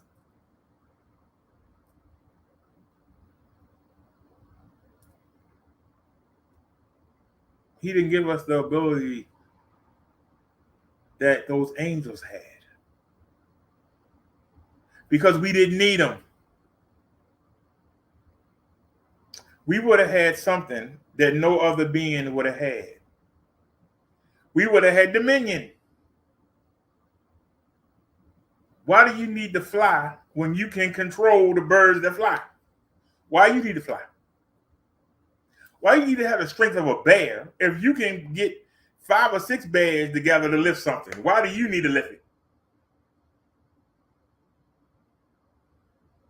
Why do you need to know how to swim when you can tell something in the ocean to go get what you want and bring it to you? We're supposed to have dominion over everything.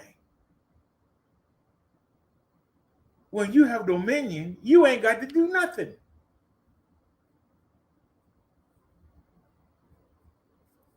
Let that marinate for a second.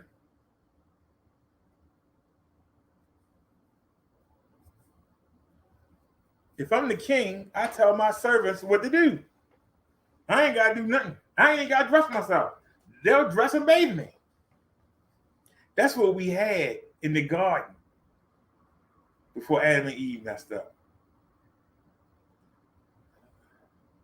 Because I always wondered, how come you hear about the fallen angels and the giants, and you hear about, the other beings when you read about them? Why do they have powers? They need them. The way we were set up, we didn't need any powers. We didn't need powers. We had everything at our feet, everything at our disposal. You need to move something, get some gorillas and go move it. You need to drag something, get some elephants, tell them to go move it. We ain't got to do nothing. Now we got to use our brain and trick the animal into moving. We got to use our brain and trick the horse to take us where we got to go. We have to use our brain and make a cage so we can go where the sharks are and not get bit. Get a cage so they can't come in there and bite us. But before Adam and Eve fell, it would never occur to them. They would have worshipped us and done whatever we told them to do.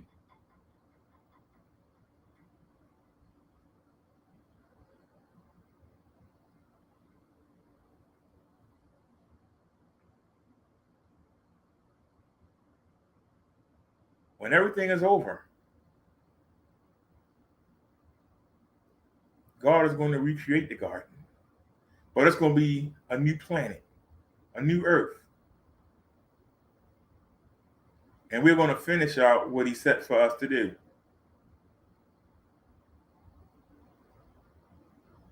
Our job was to worship God. And it was everybody else's job to worship us. And the devil and his fallen angels said, no, we ain't doing it. The devil and his fallen angels said, we ain't doing it. Because in their minds, we had no power. We were just helpless, useless. Can't fly, can't run fast, can't jump from mountain to mountain. Why we got to be subservient to these beings that he made out of dust? He made them out of dirt. That was the lowest thing back in them days. Dirt was the lowest of the low. You want us to be subservient? And that's why this is happening. But we were supposed to run everything down here. We were supposed to run everything down here. And I believe that it was the devil's job to come show Adam and Eve, to train them up. And instead, he decided, I'm not going to let these nothings have it. For some reason, God has an affection for them.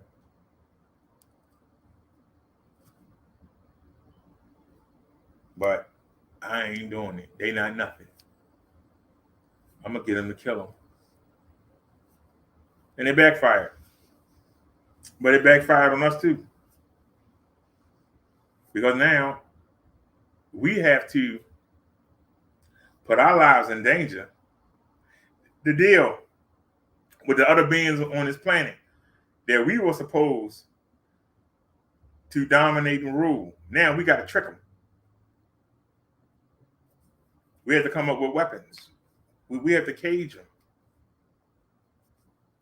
We have to tie them down, lock them up. Just think for a second. Every animal came into Adam's lap and he named them. Would you let a skunk come sit in your lap? Would you let a lion, a tiger, come sit in your lap? Would you let a shark come anywhere near you? I'm just giving you an example. We had it all. But we can get it back. But is your will strong enough to get it back? Can you hold on? Can you resist the temptations that are on this earth? Can you resist the mental temptations from the evil one? Can you resist? Because the fact of the matter is, if there wasn't the evil one, who would be the focus? An evil person on this planet.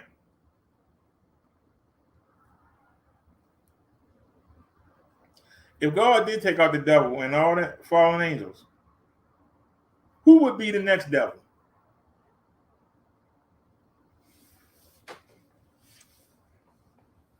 Would it be the current day version of Hitler or Napoleon or the Romans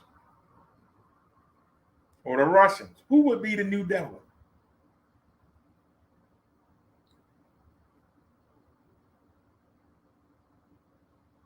Who do you think the Antichrist is? Anti means opposite. So the opposite of Jesus. Who is the new Jesus? The new evil Jesus. It's going to be a human being.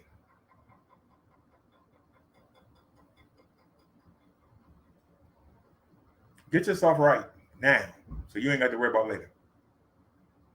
Get yourself right now. You don't have to worry about later. Because this is what we missed out on. Everything in this verse. And we're going to get it back.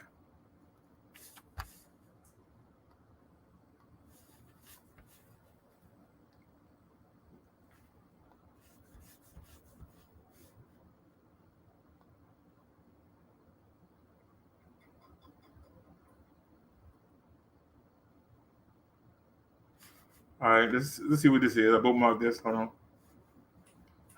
Copy the link address and paste it.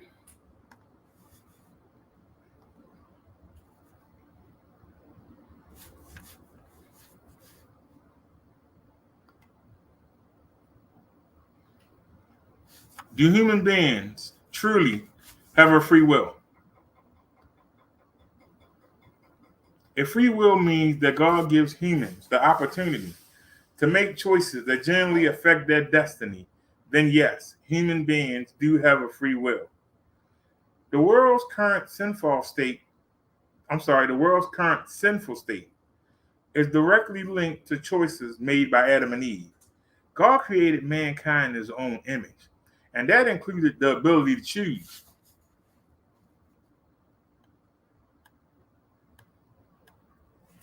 However, free will does not mean that mankind can do anything that he pleases. Our choices are limited to what is in keeping with our nature. For example, a man may choose to walk across a bridge or not to walk across it. What he might not be able to choose is to fly over the bridge. His nature prevents him from flying.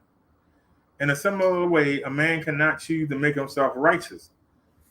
His sin nature prevents him from canceling his guilt. So free will is limited by nature.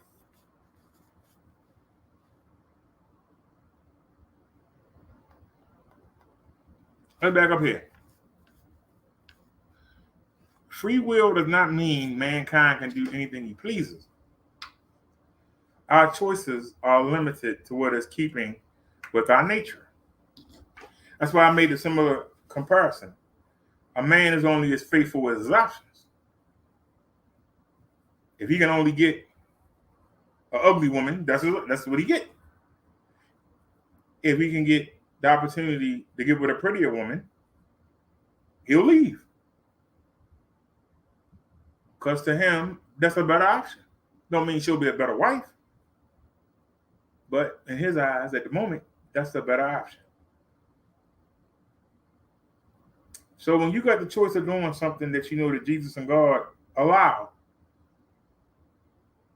and the choice to do something you know they can't stand, if you choose to do what they can't stand, I ask you again.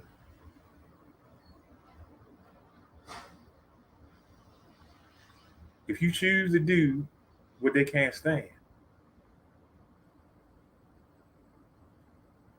that means you love your sin nature more than you love Jesus or God. There's no other way to put it. There's no way to whitewash it, to make it sound nice. Now they said that a man cannot choose to make himself righteous. His sin nature prevents him from canceling his guilt. So free will is limited by nature. This limitation does not mitigate our accountability. The Bible is clear that we not only have the ability to choose, we also have the responsibility to choose wisely. In the Old Testament, God chose the nation Israel, but individuals within that nation still bore an obligation to choose obedience to God. And individuals outside of Israel were able to choose to believe and follow God as well. Examples: Ruth and Rahab. Strong women in the Bible. So, free will means we have that ability to choose, but like I said earlier, we had the responsibility to choose wisely. And as I've been telling you all along, God chose the nation Israel, but the individuals within the nation still bore an obligation. They still bore an obligation to choose obedience to God. And they didn't. And then they pointed out people outside of Israel who were not God's chosen were able to believe and follow God.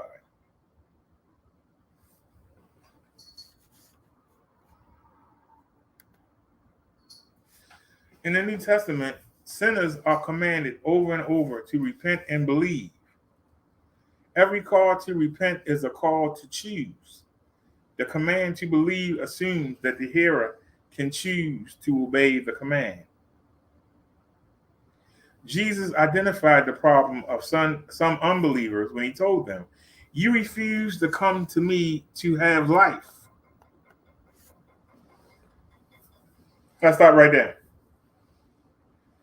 Jesus told them, "You refuse to come to me to have life." What do you mean? What does he mean, have life? He ain't talking about the life right here. He's talking about eternal life. I call it the next level.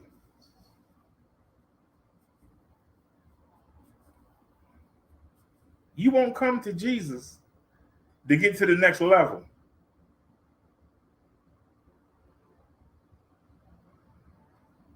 Because you've been convinced that the next level is not worth it. You want to do what you want to do now.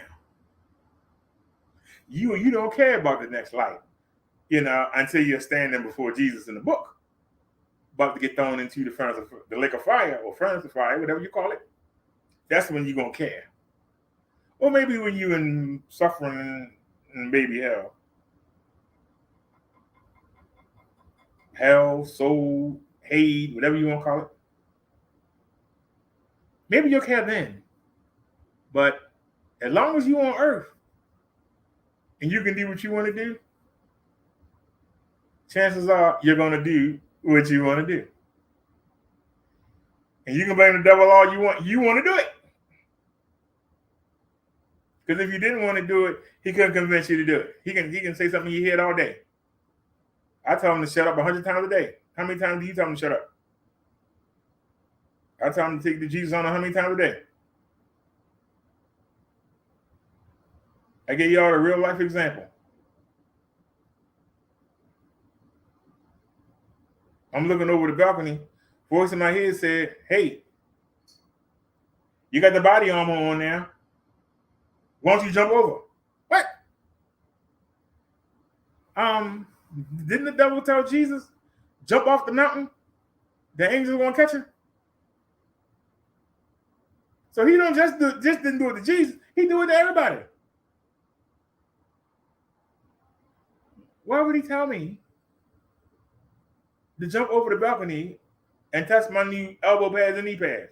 I'm supposed to jump off the 12th story of a building with nothing but ground beneath me, cement. I'm supposed to jump off. But if you're in a low enough state, if you've been weakened enough, you might listen. And the people that listen are the ones that are the killers. They're the murderers. They're the rapists. They're the child molesters. They're the people doing the home invasions, the armed robbers, the hitmen or women. They listen to that voice in their head. Their will was weakened enough that they can be controlled by that voice in their head. But it's not just the devil that can do that. Human beings can get you to do things you don't want to do. How many of y'all were little and you was in a store with your friend and y'all wanted to get some ice cream and you ain't have enough for it. And your friend said, "Why don't you just take it? Put it in your pocket. Nobody will see. We kids. Nobody looking at us. Put it in your pocket." And the first time you might say no. The second time you might say no. After 4 or 5 times of being there and not being able to get what you want, you might just be weak enough to try it. That's how this works. Weaken you. Weaken you. We showed a video, I think back in 2018. I think it was 2018, 2019. We showed a video. It was about a man who got tricked. This was a man, he made some money, and he had a beautiful wife at home. She was beautiful. But he went on his business trip. I believe it was Las Vegas. And he met 2 women. And they convinced him to let him bring them back to his hotel room. Well, all of a sudden, a third woman joined that was prettier than the first 2. And while he was doing whatever he was doing, some men came in there, killed him, and robbed him.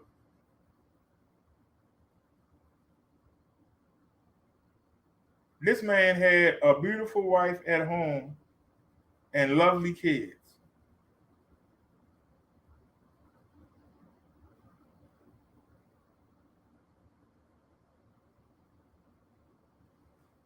How did he let temptation get in the door?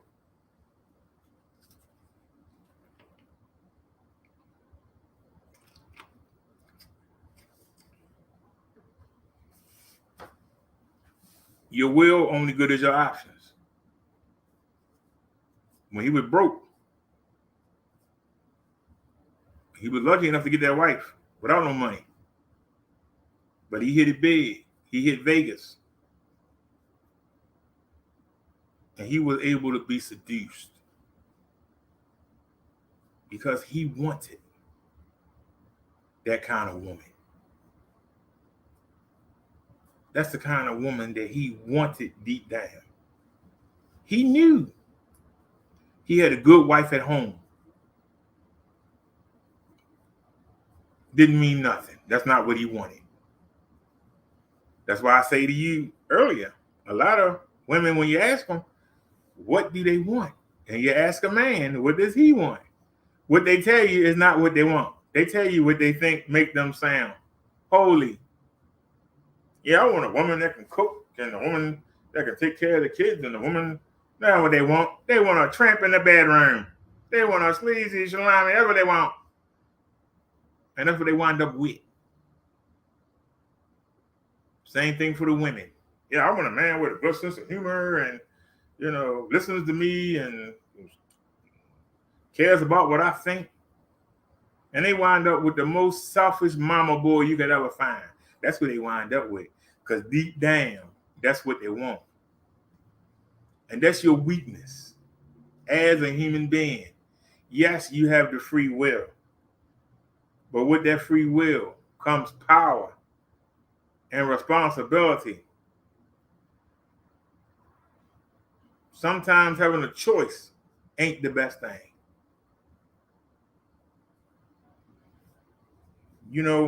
It's a story, a parable that Jesus gave in Matthew, I believe. It's about the groom and the brides. Because see, back then, the women didn't pick their own men. The men picked the women. If they were lucky, usually the fathers picked them. But if the men were lucky, they were allowed to pick them. In this particular case, this man was supposed to meet at this house with some virgins. Because back then, you weren't a virgin, you weren't getting married. Nobody didn't want nobody but somebody else. See, that's a lowering of standard. See, back then, man didn't want a woman to be his wife if somebody else had been with him. There's a double standard too. Some men would sleep with a woman, but wouldn't marry her. That's a double standard.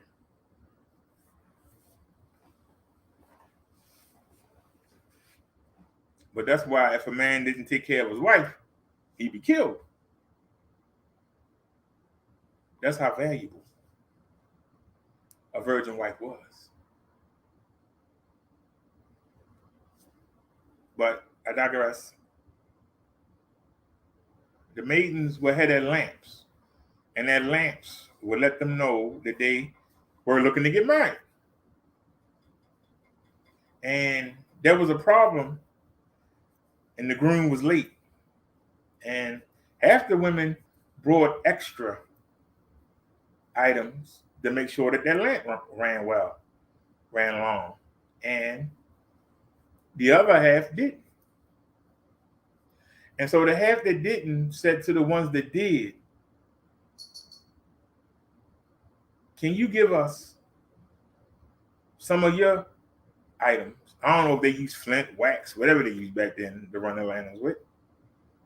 Flint, whatever. They ain't had no lighters.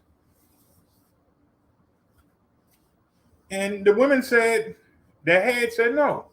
Because if we give you some of what we got, none of us might not have no lamps by the time you get here. So then none of us will be chosen. So no, we can't help you. And y'all know that the women that didn't have, they spent a while trying to convince the women to give them what they had. And they didn't buckle. So they left to go find something to light their lamps with. While they were gone, guess what? The groom showed up. He said, I thought there was more women supposed to be here than that. Oh, well, come on, ladies. And he went and hung with him and chose his bride. So the ladies missed out.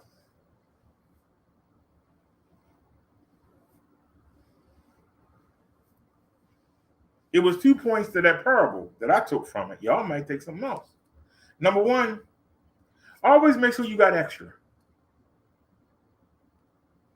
Never assume you got everything. Always bring extra in case something go wrong. Number two, don't give what you have to somebody else that didn't take care of what they have.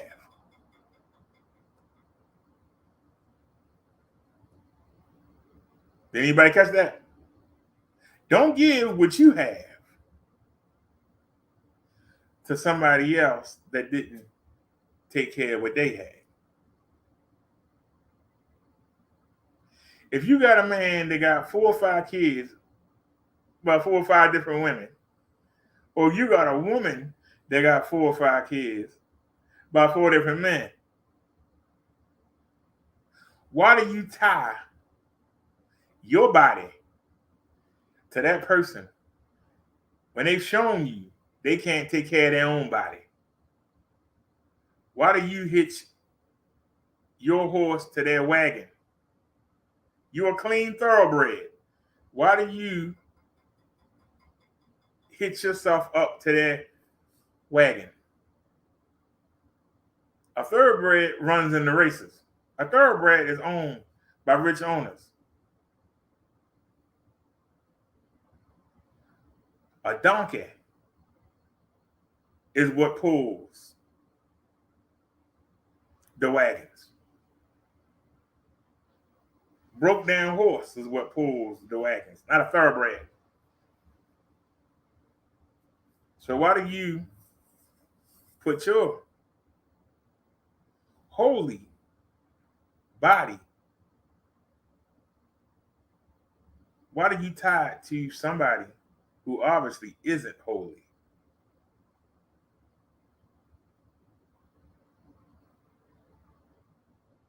I ask you again.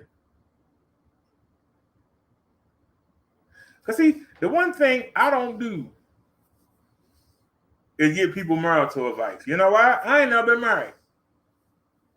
So don't come to me and ask me nothing about being in a marriage I couldn't tell you. I can give you common sense, but I can't tell you the details because I ain't never been married. I've lived with women before, but I've never been married. So my experience is limited.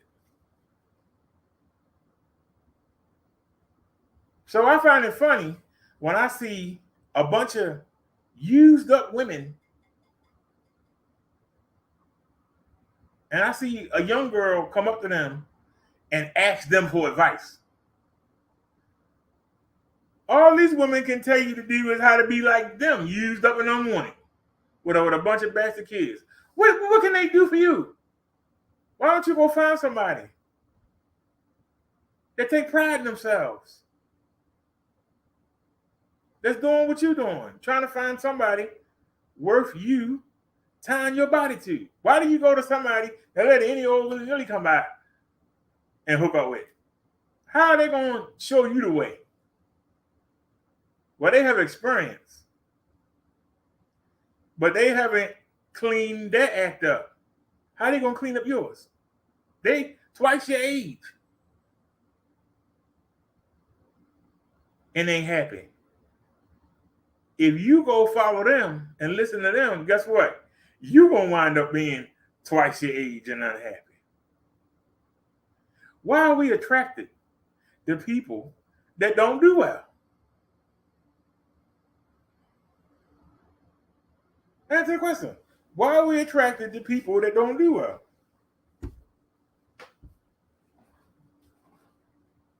When I was struggling and barely getting by, this chat was jumping. But as I lost weight, as I put my sugar levels down, as I got better and more active, what happened? The people left. Why did they leave? Because they felt better about themselves by seeing me down. But now that I'm up, they got to come up. So instead of coming up, they will just leave and go find somebody else. Misery loves company. Misery loves company. People love to be miserable together. Nobody wants to be miserable alone.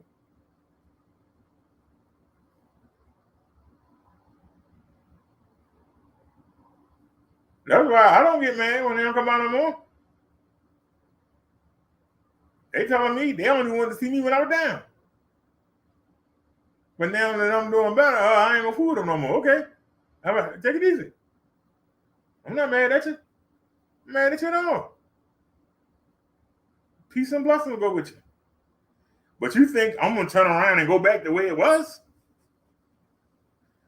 Trying to make it by on $55 a month?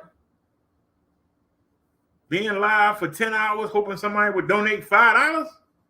You think I want to go back to that? You a daggone fool. You be thinking that for a long time.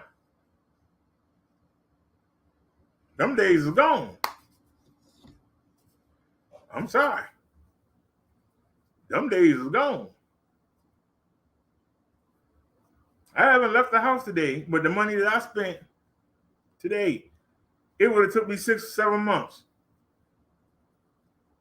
to do, and I wouldn't have been able to eat for the whole month. Wouldn't be able to get my prescriptions for the whole month. But I'm cool. Don't worry about me. I'm doing all right. My biggest problem is the lady on the other side of the wall. That's my only problem. What's your problem? My biggest problem is I wish that Hurricane Ian would go by the business. That's my biggest problem. We got double doctor's appointments on Thursday. That's my problem. I ain't got no problem wondering what the heck am I going to eat. I ain't worrying about the gas and electric being cut off. You want me to go back to that? I'll sit here forever, then go back to that. I'll fight everybody in both of these buildings, then go back to that.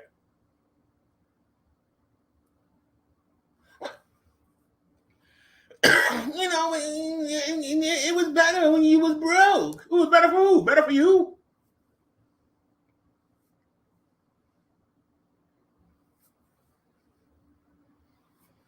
You know, you came on a lot more often. Now you sit there and watch Netflix and Disney Plus and Hulu all day. You used to sit here all day with us.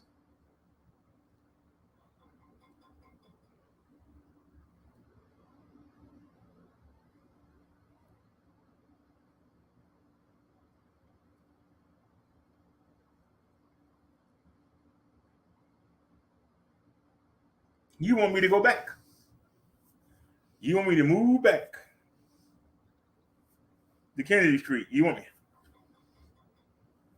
But my apartment was next to 8 giant trash cans that always had the lids open. No matter how many times you close them, somebody always walked by and opened them up.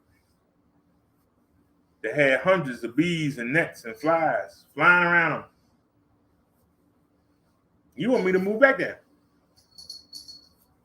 We didn't have no balcony, and if you did, you couldn't go out on it because you get attacked by the bugs. You want me to go back?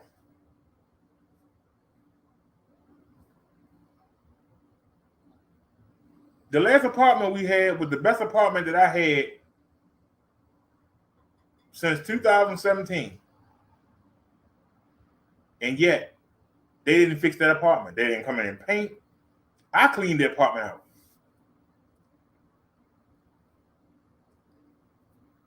We made the best of it. Somebody came in his chat and said, your apartment now is 10 times as better than the one you had, even though the one you had was much bigger.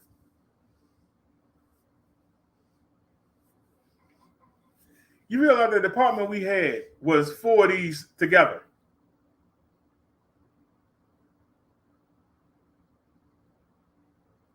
The apartment we just left was the size of 4 of these together.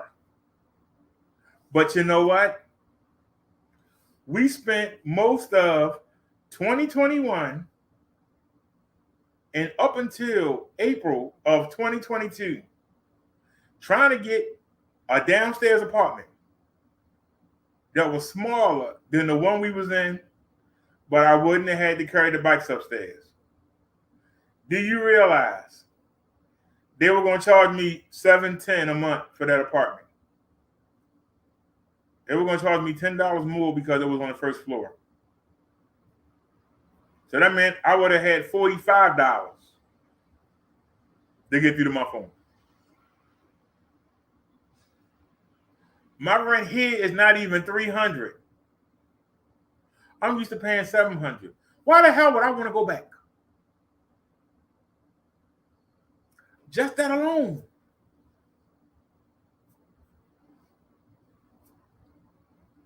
Do you realize that I get more money for food than what my damn rent is? Why the hell would I want to go back? But you got these demons out here that want, I liked it better when you was over there.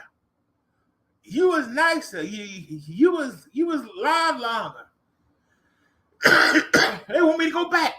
How do I want to go back for?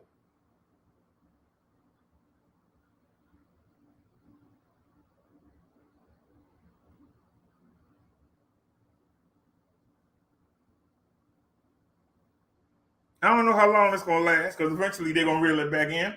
But like I just told you, and I'll say it live to everybody in the world, I get more money for food than my damn rent is. Why the hell would I want to go back?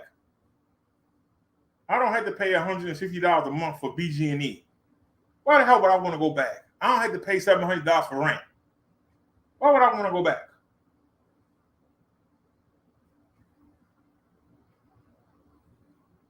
Why would I want to go back?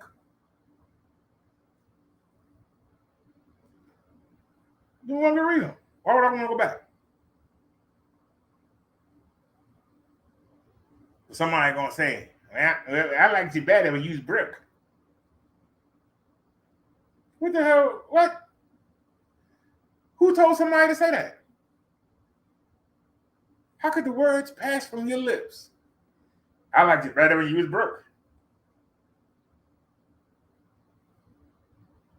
That's got to be somebody that ain't got nothing on the ball, that ain't trying to, and will never ain't trying to do nothing, and will never do anything.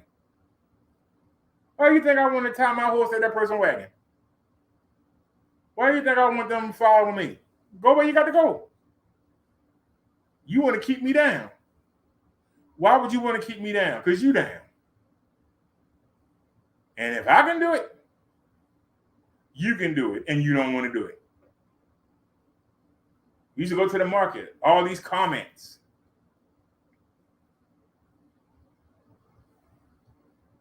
Look at him getting this. Look at him getting that. We started getting healthy stuff. What happened to the comments? People always suggesting I buy something they know I can't afford. But you keep suggesting it. Who tells you to do that? What voice in your head tells you to say something so stupid? Stop listening. When that voice comes in your head, tell them, go to Jesus. I'm not going to deal with you. But you don't. You listen. And you repeat what they tell you to repeat.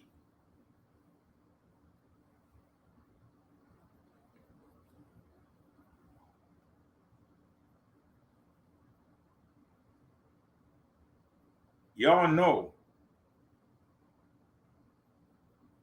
that I do what the seers did. What did the seers do? Go back and look in Sam and Kings and see what the seers do.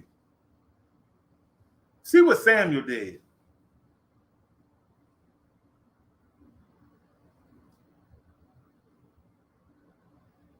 What did he do? He had a house on top of the mountain. He didn't live with the people. You know why? Because they would corrupt him. Elijah, they didn't live with the people. The majority of the prophets in the Bible did not live with the people. You know why? Because the people will corrupt them. That's why.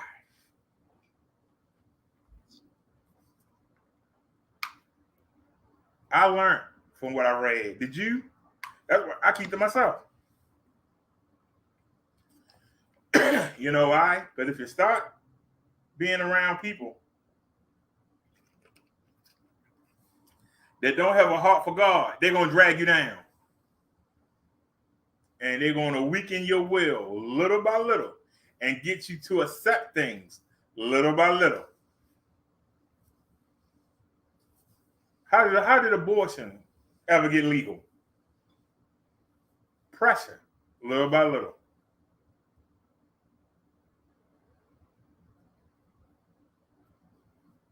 How did we get rid of slavery? Pressure, little by little.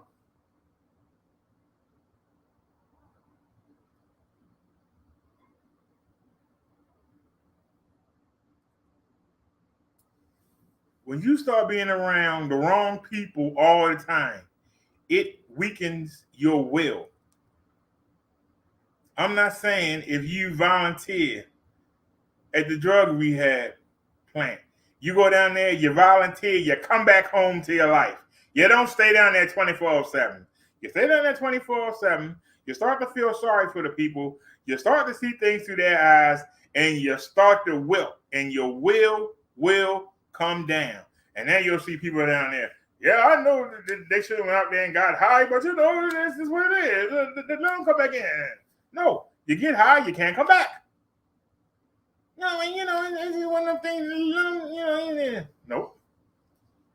You get high, you can't come in that night. You come in the next day and you start day one clean. You know what I mean? You still let a man know what they're going to do all night. Whatever they were doing before they came. But the agreement was you want to stay here, you don't get high. You go get high, stay where the hell you was, getting high at, come back the next day and start fresh. You start living there, all of a sudden, well, you know, they just fell off the wagon a little bit. You let them in, you let everybody else in. Before you know, half the people getting high. And when you ask them, why you get high? Well, you let so-and-so come back in here, didn't you? Why you ain't let me in? And they come in and they bring the drugs, and before you know it, half the people drunk, half the people getting high. You can't do it that way. You got to have a strong will. Your will ain't strong enough. Some people got a strong will to an extent.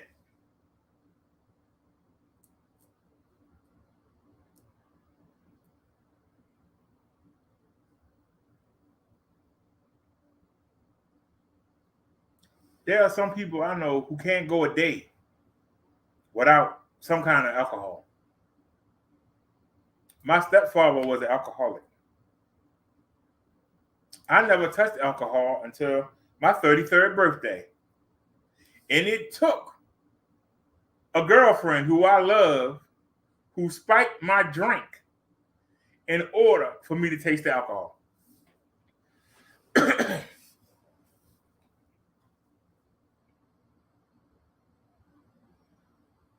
I don't remember anything from my 33rd birthday except I woke up and I was living in a rooming house. And the door to my room was wide open. Anybody could have came in there and took what they want. They could have killed me. But see, I let her in the door. She spiked my Coke with some kind of rum.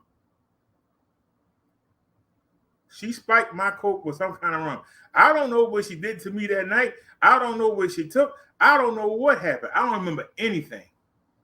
Except I woke up the next day, I was butt naked, and my door was wide open. That's what the heck I know.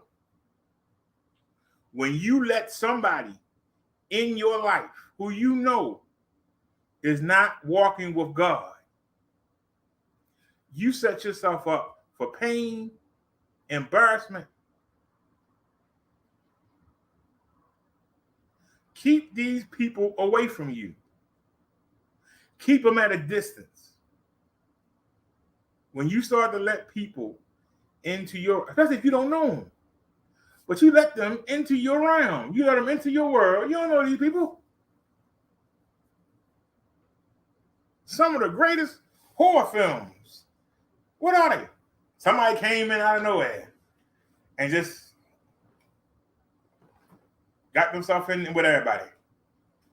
Figured out what everybody do, how much money everybody got, what everybody own, and then figure out how to kill them so they can take it, right?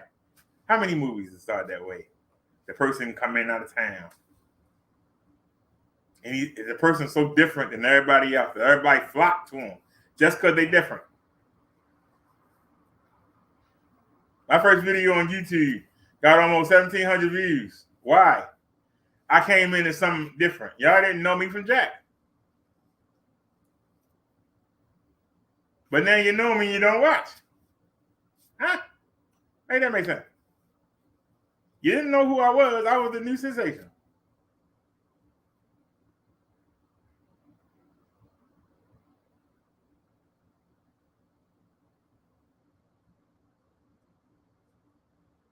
Why is it that we won't lean on the true time-tested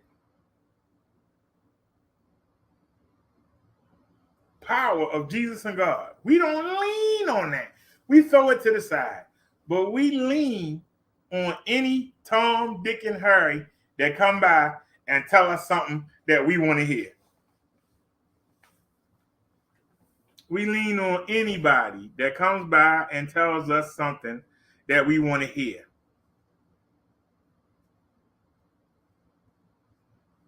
It's been that way since the beginning. We can't manage our own will.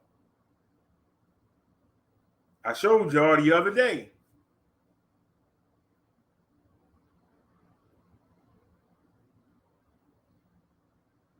Eve told Satan to his face. God says, if we eat from that tree, we will surely die. He told her, no, you won't die. And she believed him. Had God right there with her. Day before.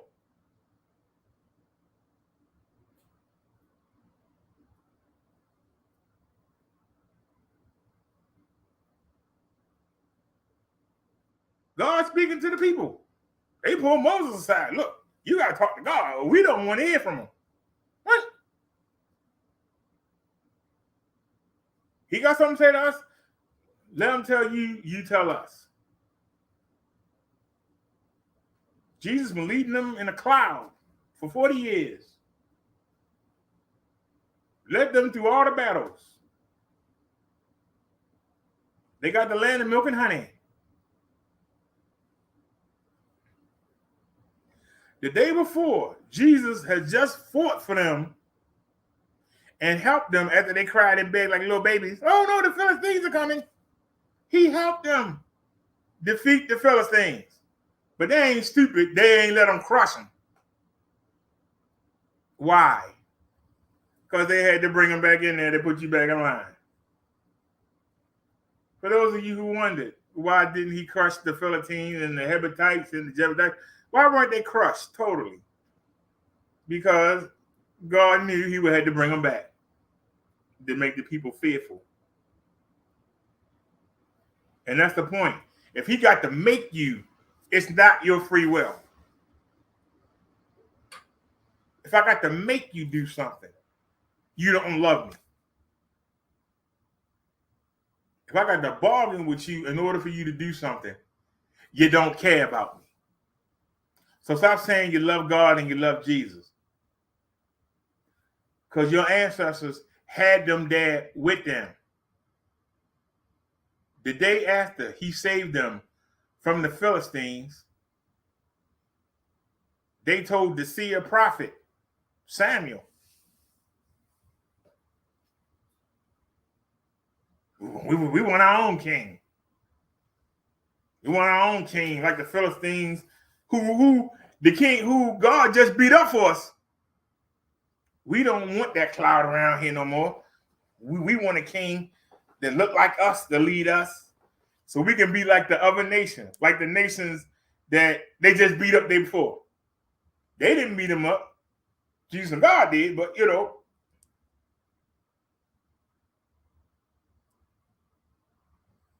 So they told God they didn't want to hear from him. They told Jesus, we don't want you around.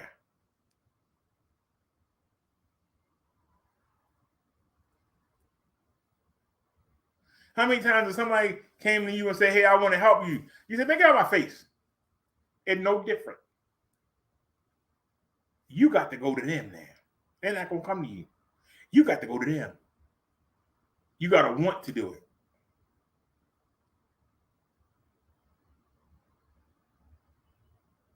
When you let Jesus come in and strengthen you, when your will get tested, call on him to help you get through it. And he'll help you get through it. But you can't keep saying, I, because you ain't strong enough. You ain't. Because the devil, his fallen angels, and all the devils that you are around right now, they don't stop trying. You got to be on guard at all times. Is your will strong enough to go at all times? Is your will strong enough to go at all times? Can you be worn down? Can you be broken down? Can you be softened? That's when you lean on Jesus and God. And if you're not connected with them, they can't help you. And the reason they can't help you is because you told them you don't want them. And when you do the things that they can't stand, you show them you don't want them around. So why do you call on them when you get in trouble? I asked y'all that 10 times. I ask you again. Why do you call on them when you get in trouble? They didn't get you in trouble. You did. Their actions didn't get you in trouble. You did.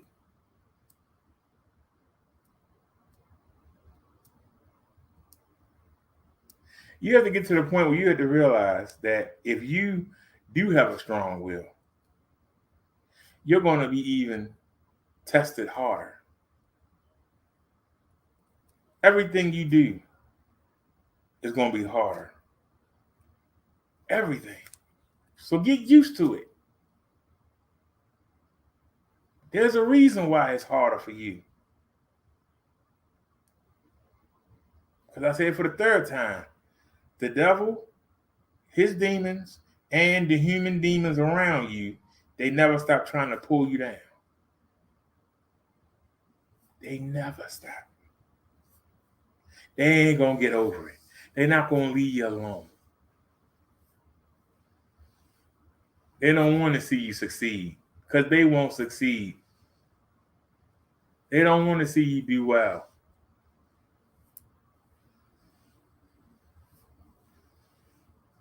The only time people really want to see you do well is if they get some benefit out of it.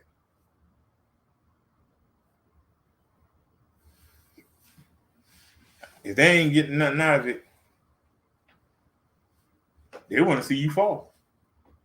You ain't doing them no good.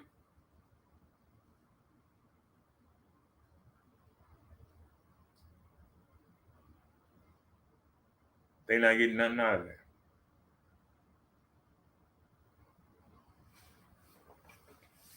But Jesus said, you refuse to come to me to have life. Clearly, they could come if they wanted to. Their problem was they chose not to. We just discussed that. I'm a little bit ahead of this, but we discussed that. A man reaps what he sows, and those who are outside of salvation are without excuse.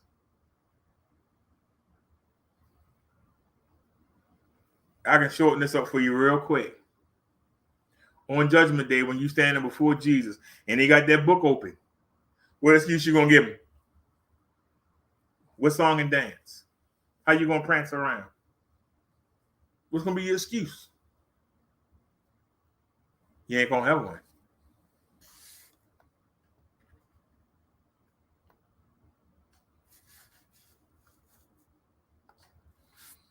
But how can a man limited by sin nature ever choose what is good? How can a man or woman limited by a sin nature ever choose what is good?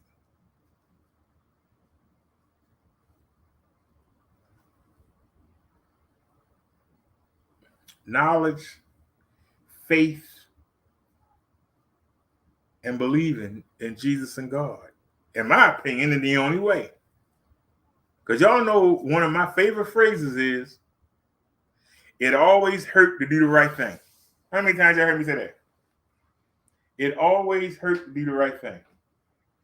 When I get off of here, I'm gonna fry me. I got the ham over that fine. I'm gonna fry some ham, and I'm gonna have some Parmesan pasta and some chicken fried rice.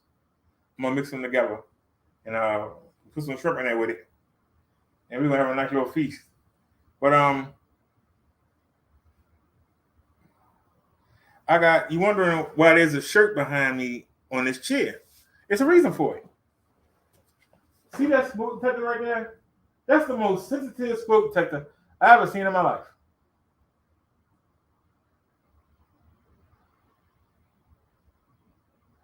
I'll have the balcony door open. I'll have the air on. I'll keep the burner low. Use fresh grease. It don't matter. It's going to go off. So I take this shirt and I stand under it and I fan it while I'm cooking. Some of you probably laughing right now. Well, why do you do that? Because even though I just told you we're using fresh grease, we don't have the burner too high. For some reason, that skillet sets off. Ain't just a skillet, because the pancake griddle does it too. When I put the waffles on there, all I do is take the stick of butter, you swirl it, and put each one down. You swirl it individually, right? You wait a minute, then you flip them. As you lift them up to flip them, you swirl some more butter down there, and you butter both sides. Every time I make waffles, and Lord knows Amazon bringing some tomorrow, every time I make waffles, that smoke had to go off. Waffles. They already halfway cooked. We only have it on the stove for a minute and a half. It's at the smoke take off. We're using the fresh grease. I put the grease in the pan and turn the burner on, and I go ahead and get the steak knife, and I poke holes in all the chicken. I salt them, If I'm eating ham, I salt them steak so that they're easier to eat. While I'm doing all that, the burner's on. And guess what? There ain't no sizzle. You don't hit nothing. I flour them, season them, and go sit down. And still don't hear no sizzle. It'd be another commercial before I hear a sizzle. But when you hear that sizzle, it turned into a fire. It'd be quiet for 6 or 7 minutes. You don't hear nothing. Then you hear, and then it raises. And I mean, it raises. I'm like, what the hell? So you run up, you turn the burner down, right? You turn whatever you're cooking, you turn it over, right? Then you grab your shirt and you stand underneath the smoke detector and you wave it. Like somebody looking for a SOS on the island somewhere, like Gilligan's Island. You're waving it, fanning it. I'll go sit down before I even hit play on the projector. Before I even hit the play button, guess what? Beep, beep, beep. So you got to jump up and you press the button and it ain't doing nothing. So you run over, you turn whatever you cook and you turn it over, right? And then you come back and you fan and you press the button and you fan, you press the button and you fan, and it just don't stop. Fire. Well, I don't know if it's defective, I don't know what it is. But I know that if I take the battery out, that'd be the building catch on fire. I know it. If I take the battery out, that'd be the one day the battery catch on fire. The building will catch on fire. You know why? Because every time that thing go off, the devil trying to weaken me. And when I do take that battery out of there, something gonna happen.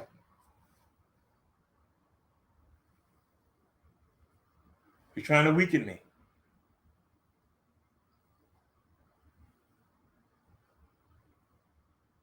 There's 15 floors in this building.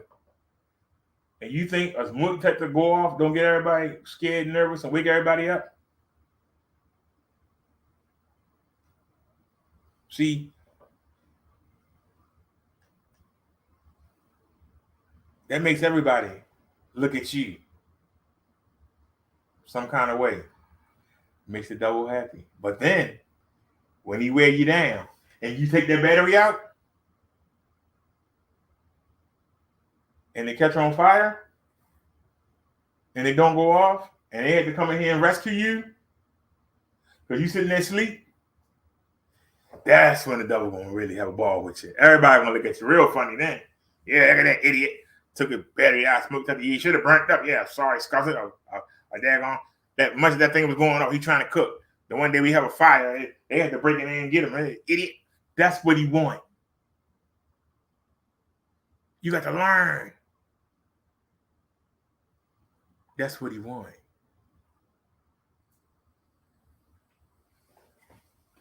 Because see, without these little stupid things, I'm just odd. I don't give garner much attention. Other than bringing the bike. I don't bring much attention. I don't say nothing to nobody. So how does he make me stand out? How does he really get me into the gossip?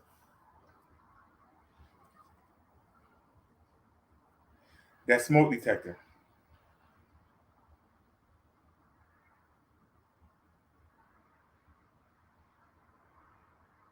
The next thing is, even though this is supposed to be a cement wall that I'm staring at as I do this show, y'all know that the projector screen is right there, and I'm looking at the TV right here, right?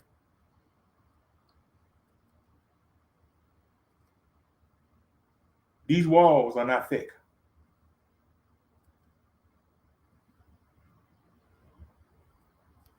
The fact that all the way at the end of the block, the band is playing, it sounds like we right there at the end of the block. Not a short block, a long block. It sounds like we down there on Pennsylvania Avenue with the band. It comes right in here. When people have a conversation outside, it comes right in here.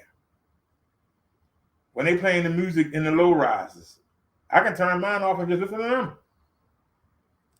There's been a couple times I went out down the balcony and did a show and we listened to the music coming from low rises. I don't know why. Sound seems to just amplify through here. I don't know. Just don't understand it. Seems to amplify.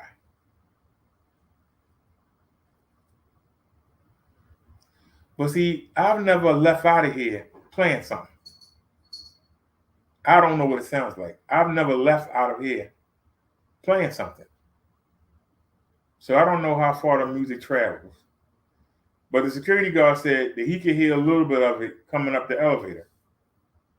So I don't know what it sounds like. I know I'm in here, it doesn't sound loud. I asked the guy, the security guard, he said it's not loud to me. But then he thought about it real quick, and then he said, well, you know, but I could hear a little bit of it coming up on the elevator. Yeah, whatever. But do y'all understand that this could just be the seed?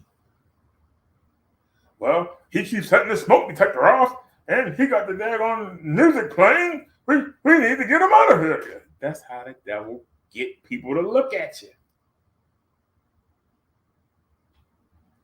And the people so stupid they don't realize they're being used.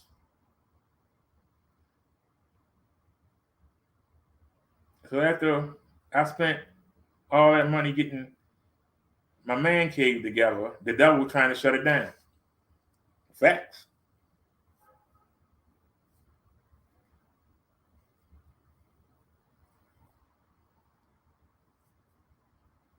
Now, am I going to let him do it?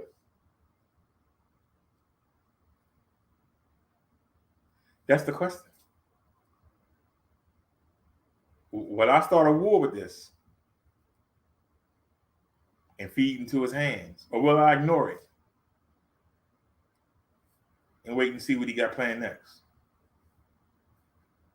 Because see, if a security guard come at the door, the next time it's going to be somebody that really works here. And I'm going to invite them in and say, sit down and listen. Tell me it's loud. You know what they're going to say? It don't sound loud to me, but it's just loud to her. Well, then either you need to put up a soundproof wall, or I got to move, or she got to move. It's in the devil's hands. They've been here longer than me. I don't mind moving. I'm used to moving. I thought this was the last time I ever had to move, but you know, once again, you got to be flexible. Because see, God will put you someplace for a season.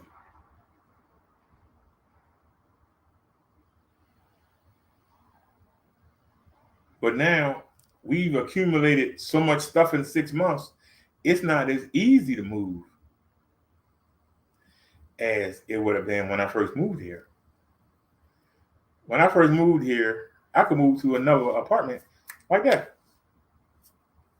I get one of them shopping carts and put the stuff in the bag, and we'll probably take about 5 or 6 trips. Now it's going to take about 18 because we accumulated so many things. But there are some things that I got that they probably don't like me having. And so by me having to move, it's going to expose that. Once again, the devil working. You got to look, you got to see the vision and look down the road and see what course is being set for you and how will you navigate the course. Because see, the real simple solution is just to get some Bluetooth earbuds. But if I'm talking to somebody on the phone, somebody's going to bitch about that. If I'm rapping, well, I got the earbuds on. Somebody's going to bitch about that. If I'm on the balcony and I'm singing, somebody will bitch about that. It's not going to end. Because their voice in the other person's head ain't going to let it end. So even if you capitulate and cooperate, it's going to be something else. Because see, that's weighing down your will. All right, I got him here. I got this idiot standing underneath the smoke detector, waving a shirt like a maniac. Now I got this idiot wearing earbuds around his own damn house that he paid for. What's going to be next? The cat meow? What's going to be next? When he talks on the phone, he talks on the phone too loud. When he does his show, he does his show too loud. You know, we played the intro music. We haven't played no music.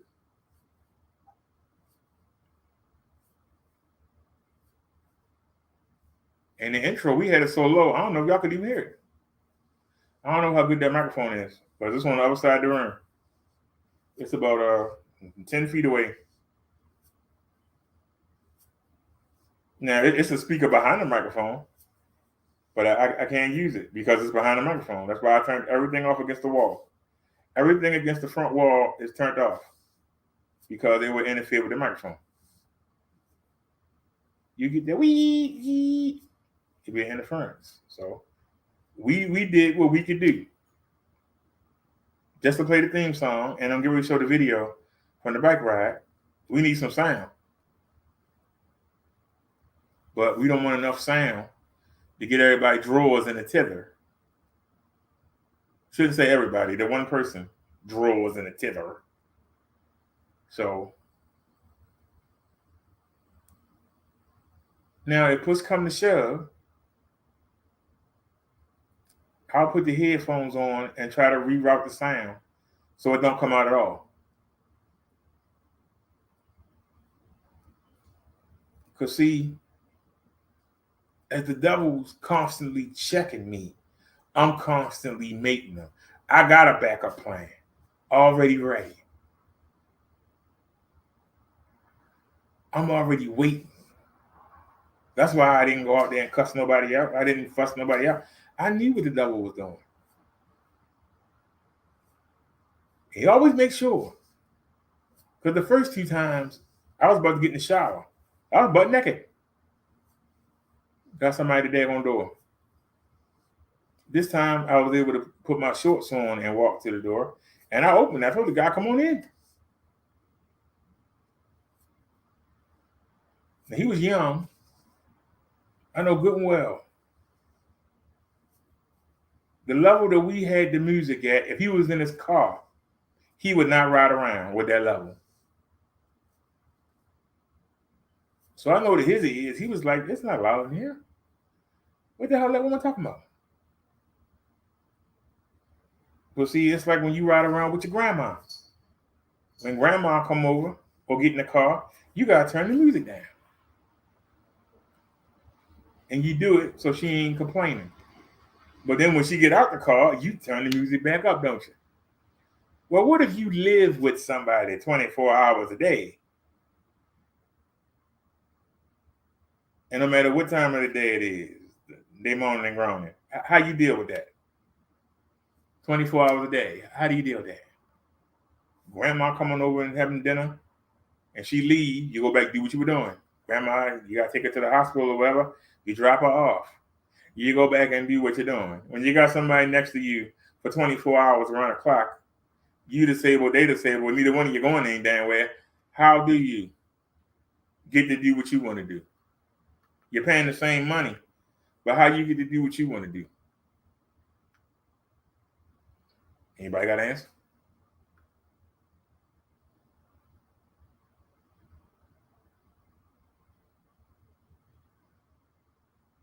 I paid the money to get Dolby Atmos.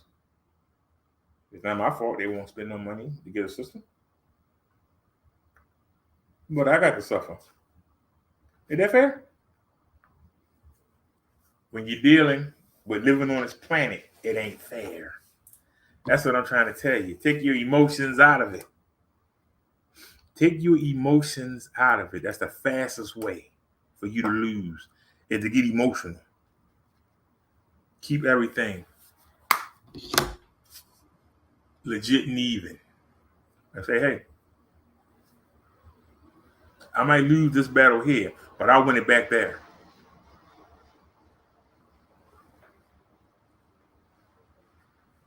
Because if this is the devil's way of getting me out of here, good luck. I ain't falling for that. But I told you, I don't have no problem moving. Because the same way I came in here and got every roach up out of here, came in here, they had ladybugs, got them suckers out of here.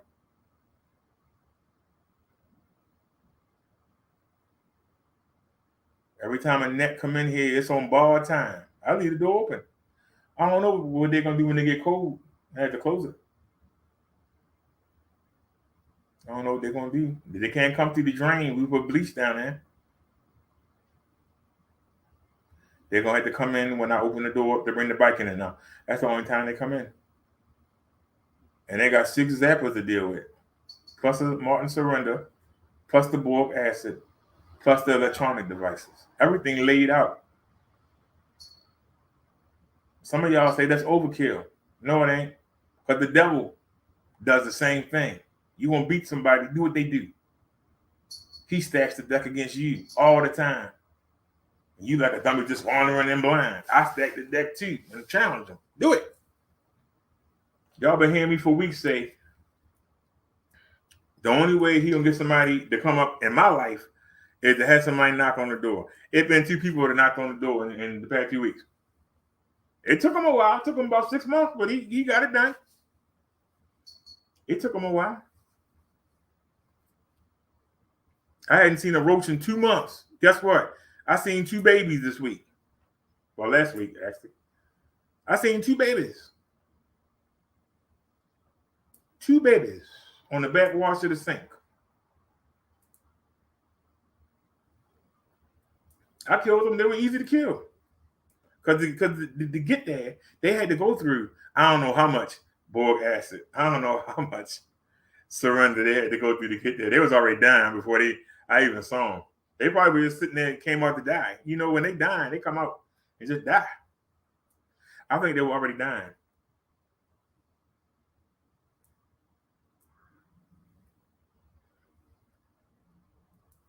That's why I told Charlie Means, I said they came out and they were just looking like they were lost. You know, like they were children that got separated from their parents at their music park.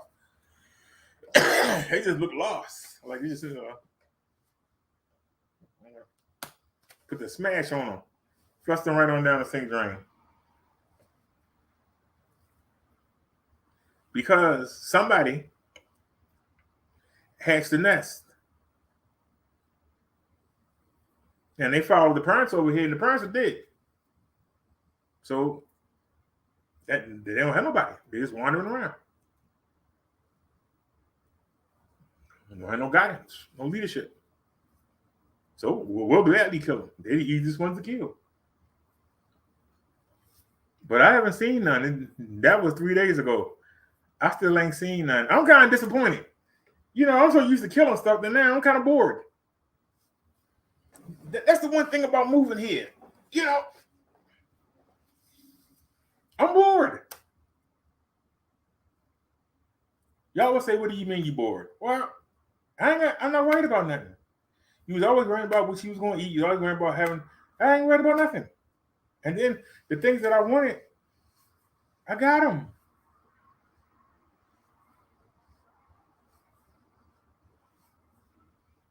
Before Chung Lee Memes helped me get this 32-inch smart TV,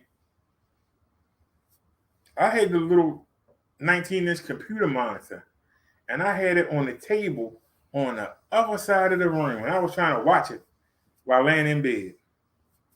And then we got the 32-inch, and that made it a little bit better. Now I got a 100-inch.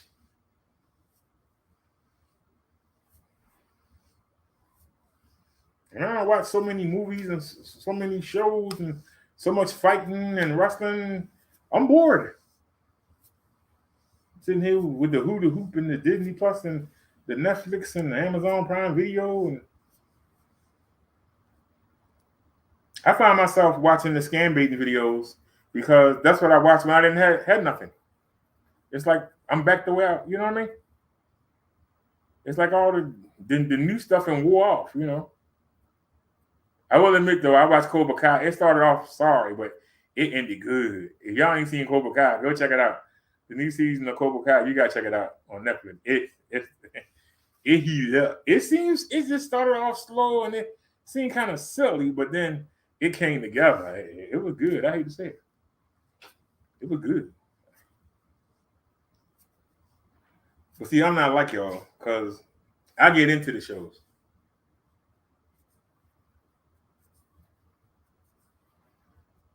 And so when it start getting stupid or people start doing dumb stuff, I turn it off. I'm like, come on, man.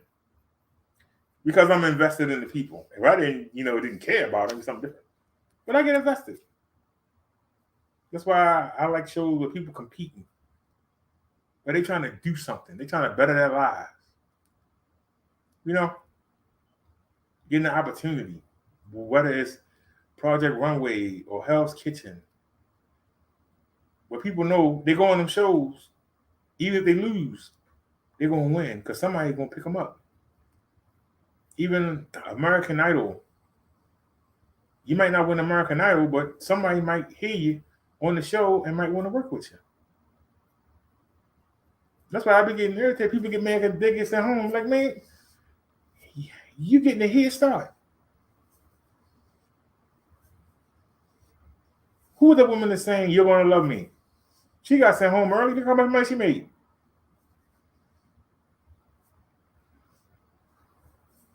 Somebody trying to do something, better their lives. And you get to ride along with them. Whether people trying to knock somebody down or talk about somebody or trying to bring something, you know what I mean? Trying to cause trouble. Watch people try to actually improve their situation. I'm excited by that. I like it.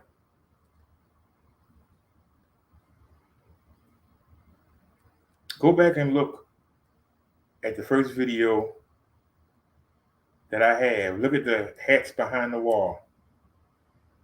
That place was smaller than the place I'm in now.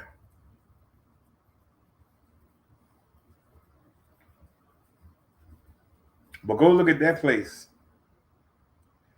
and look at where I'm at now. Some of you would say, but you was on the edge of the hood. Now you directly in the hood. Yeah, but even though I had 2 doors, place was the same size as this. I had 2 doors. Actually, no, they're about the same. They're about the same.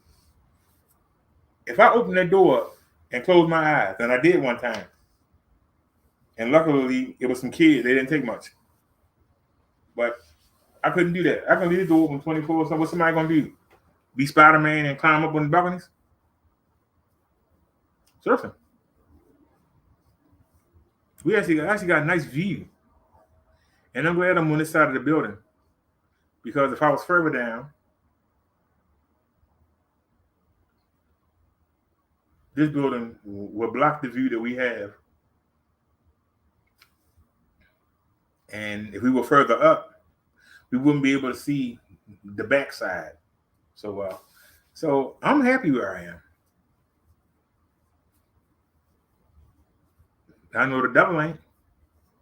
That's why we had to fill out the forms 3 times. And we had to go to the mailbox, the post office. How many trips do we go to the post office? How many times do we go to the library to get copies of the same information, get copies of my ID? We took them 3 different copies of my ID. We gave them 3 different paperworks.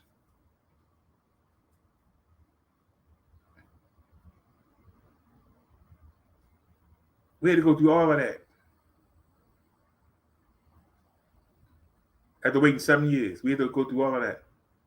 The devil was trying to discourage us. He wanted us to get that apartment downstairs. But Jesus and God wouldn't let him finish it. If we ain't got that apartment downstairs, I'd have been in the lease. My lease had ran out in February, and then the people lost the building, and we got new people in there, and they were BSing about fixing that apartment I was promised. We would still be there paying $710 instead of being here paying less than $300.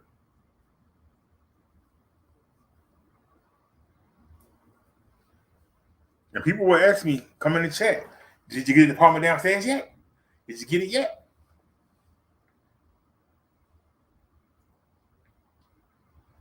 The devil wanted us in that apartment. He did everything he could. Now let us get in here.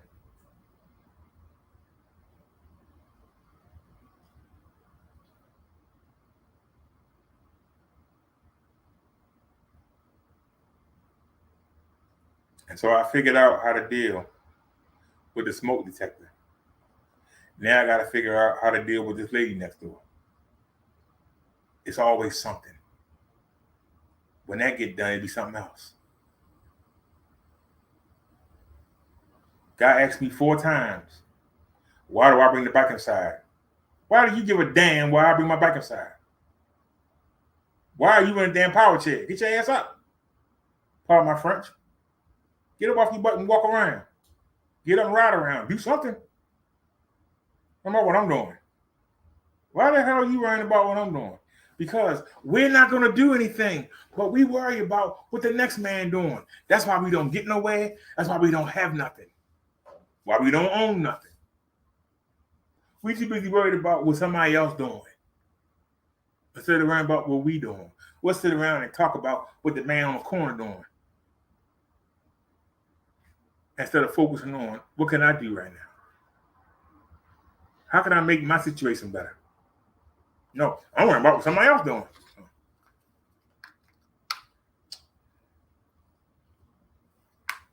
Y'all saw that the lady upstairs gonna come ask me to give me the charger to my mobility scooter. She got the same kind. Why can't she go on Amazon and eBay and get her own? Why she need me to give her my charger? She ain't offering me no money for it. I'm supposed to give her. Suppose I break my leg or something, and I really do need that mobility scooter to get around. What if I break my leg or something, hurt my back, and I really do need it? Then I gotta run around and try to find a cord because I gave my cord to somebody else. That's what the devil wants. That's what he wants. So now I'm gonna be irritated with her because she got my cord and I can't do nothing. I gotta run around and try to get something I already had. So the next time somebody asks me for something, what my answer gonna be? It's gonna be no.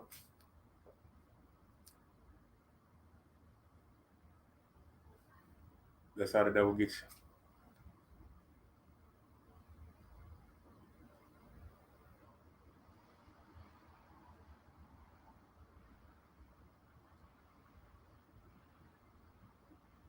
Somebody that can't even, they probably can walk if they would get up and exercise and strengthen themselves instead of sitting in that thing getting fatter. Well, I wouldn't get on one of them things. I didn't ask you to. Well, I wouldn't ride one of them. Who asked you to get one? Why would you come up to me and tell me what you wouldn't do? Why do I care what you wouldn't do? I'm worrying about what I'm doing. Why I care about what you wouldn't do? Yeah, well, I think they should be outlawed. I don't even know why they even allow people to have them. Ain't you supposed to be disabled?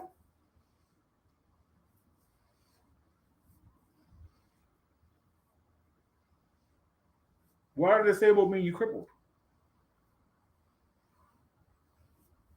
Some people are deaf. Some people are blind. Some people's lungs ain't no good. Some people's kidneys ain't no good.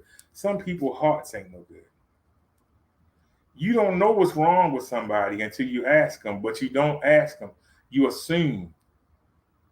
And you make an ass of yourself when you go confront them because you're going from what you think instead of what you know.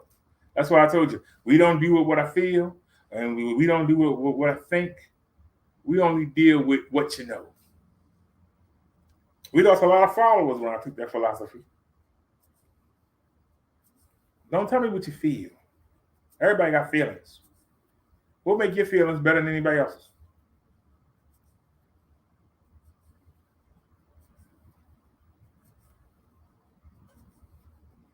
Don't tell me what you think. Not everybody think the same thing. Tell me what you know. Then we can learn something from it. We can learn something from what you know. Don't tell us what you think, and then we go look and it's wrong. That make you look stupid. Don't tell me what you feel. I feel like everybody should never have to work, and everybody should be rich, and everybody should have the same thing. That's what you feel. It's 4 billion people on the planet. You think they feel that way? That's what you feel. And you will say, well, I don't like fat people. I don't like skinny people. I don't like deaf people. I don't like blind people. I don't like people that be in a wheelchair, but they smell like piss all the time. That's what you feel. Thank God you're the only person that feel that way. Because those people I just named, they would all be on an island somewhere chained up if we went with your feeling. Because that's what you think should happen to them people. We don't deal with what I feel. Deal with what you know. And I do know if you don't have God, Jesus in your life, and you're not connected to him, you're at the mercy of the devil and his demons and his human demons down here surrounding you. That's what I know. Every day, Cora, at about 4 or 5 a.m., Cora sends me something about Russia and Ukraine on Cora Digest. There's people around the world on there talking about the war. And some of you would say, well, why do you care? I really, I try not to think about it. But in the back of my mind, I know Putin's will is the only thing keeping us from being in a nuclear war. It's his will. Because I know the demons. I know the people in his cabinet. I know his advisors are probably telling him, we getting our butt kicked. This is embarrassing that it's been going on.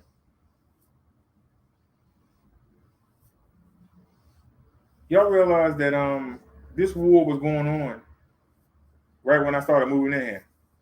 That was what, 6, 7 months ago? Russia should have been killed little Ukraine. Why didn't they? You don't think it's embarrassing?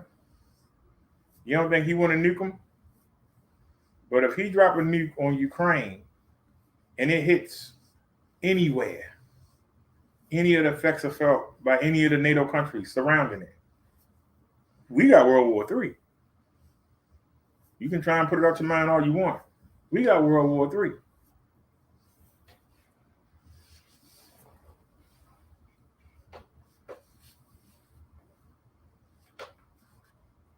You don't think the demons is whispering in Putin's ear? Drop that nuke. Drop a nuke. Go ahead. Drop a nuke. Go ahead. Drop a nuke and this all go away. Drop a nuke and take over the world. He drop a nuke and the effects don't stay in the Ukraine. It go to one of them NATO countries. One of them countries that we in NATO. If they get hurt, we got to go defend them. If they get hurt, we have to go defend them. So for you to say it's way on the other side of the world and we ain't got to worry about it, you might wake up one day and see our young men and women heading over to Russia. So while you sitting there talking about you ain't got to worry about it, guess what? You better get worried. Because it can happen. And it's not, do we want to go? Are we still alive? Or this thing just so far back? Hey, man. What's going on here?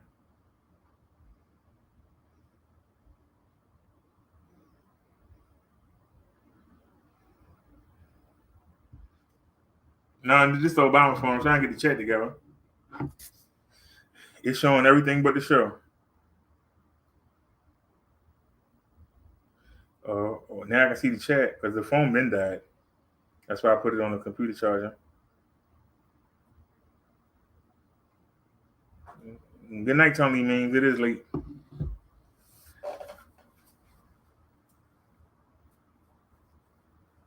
I ain't mean to go on and on. It's 2 a.m. My bad, y'all.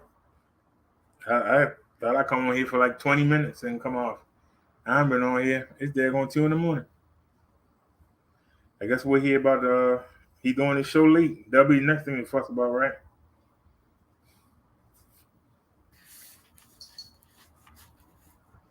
So keep in mind, it's not you.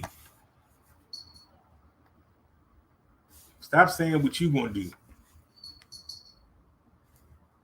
You ain't strong enough. Stop telling everybody what you gonna do.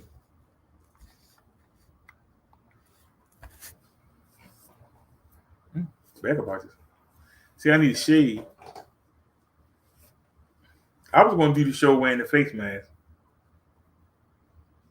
Because y'all know I lost a couple of teeth from the fall. And I thought, you know what? If I do that, somehow it's gonna fall off. So once again, why give the devil something to work with? Why give him something to work with? Rather just come out and here it is.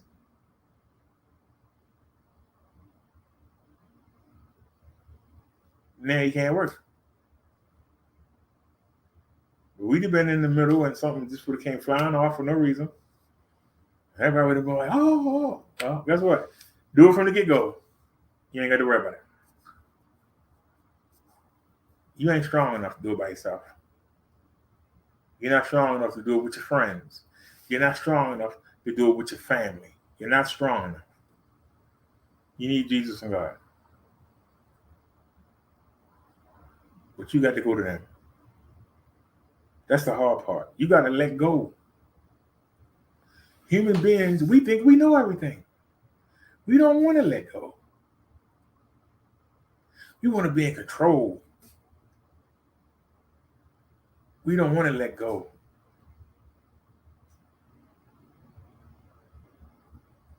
The devil knows that. And that's why he tries to give you every reason, every excuse to make you think you can do it. By yourself. He knows you can't do it.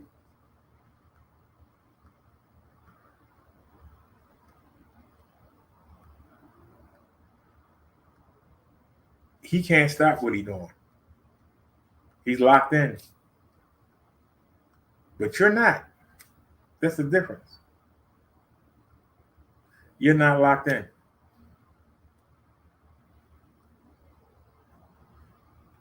You got this. Stop using this and this. Start using this. This is what separates you from everything else in this world. Your mind. Your mind is what separates you from everything else. That's what makes you better. I said it better. Oh, we not better because, Jesus could fly and the demons and angels can fly and well, they can. But keep in mind, as I showed you earlier, if we didn't mess up, we didn't need to do any of that. We would have had the animals do it for us. You need to fly something overseas? Should have gave it to a bird. The bird will fly it overseas, you tell it. Need to move something? Get the animals together and they move it for you. Why do you think they got that strength? It wasn't so they could beat you up. It was so they could work for you. We messed the plans up. You man, all you want. Yeah, we can't stay underwater without having an oxygen tank or something. We weren't supposed to go under the water. We would tell the things in the water, go get what I want. What we gotta get in the water for? Why would God have to give us these things when he gave us the animal to do it for us? I'm listening.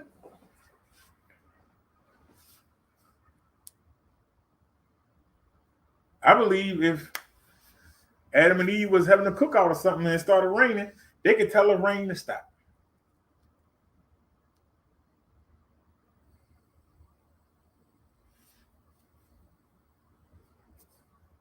We blew it. We had it all.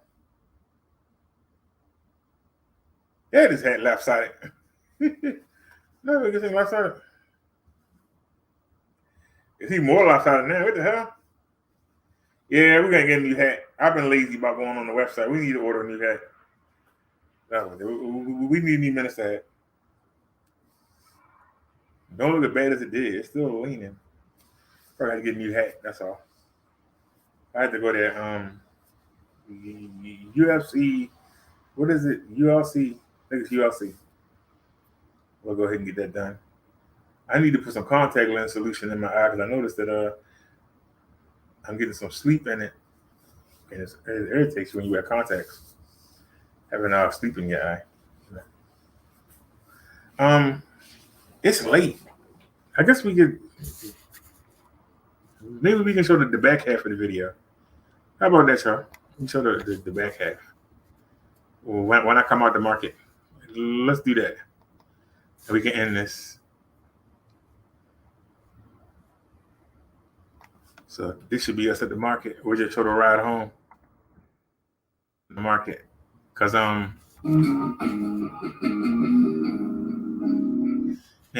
y'all might not realize, but it had been at night when we went out. So this is the first time we out during the day, even though we out in Hurricane Ian, the remnants of Hurricane Ian. Let me make sure I say that. Shout out to the people in Florida and in the Carolinas. Shout out to you. But this is the remnant of Ian. Let me make sure y'all can see. And we'll just show the ride back and then we'll end the video. All right.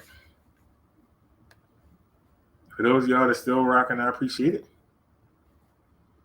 Share screen, window. Now we're using a Samsung camera. So it got circles. Y'all see? Well, don't worry, I'll fix that in a second.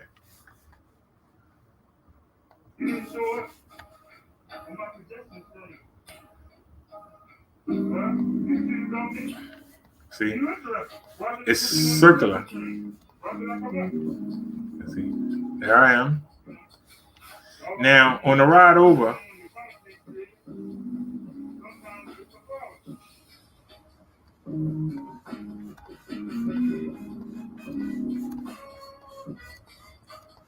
y'all can see it's still raining. It's cloudy.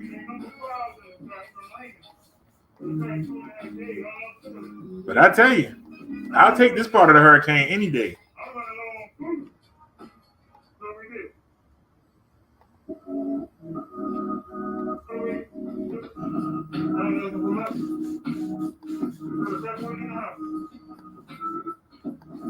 Now y'all can see that I'm walking the bike.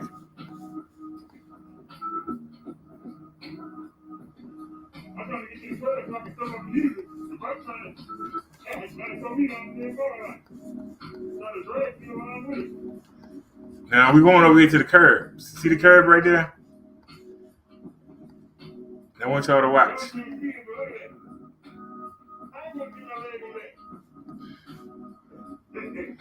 My body in the way. So, but our leg up. Now y'all see, I still can't get it. Still can't get on the bike, y'all. All right, there we go. All right, y'all, so let's ride. All right, y'all, so let's ride the road. Let me look at you, y'all see. I think y'all can see. Is that good? Kind of high. I'll keep my head down. But if I sit up,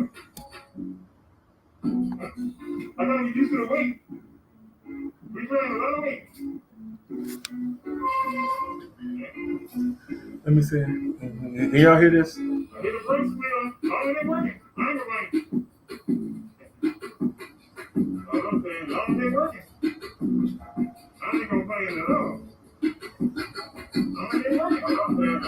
Yeah, y'all can hear it. I listened to it on the phone. So good. I'm glad y'all can hear it.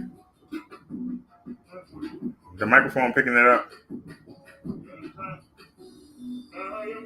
So that's good.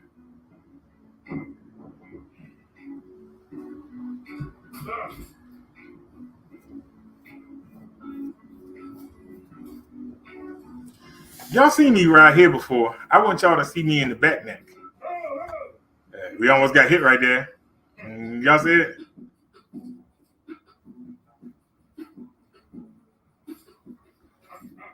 This is why you gotta be vigilant.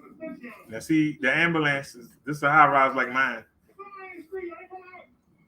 Somebody getting in an ambulance. Look.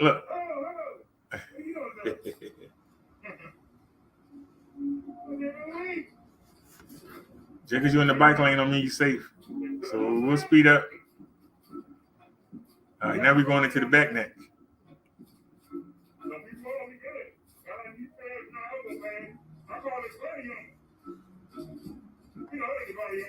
Y'all not familiar with this route.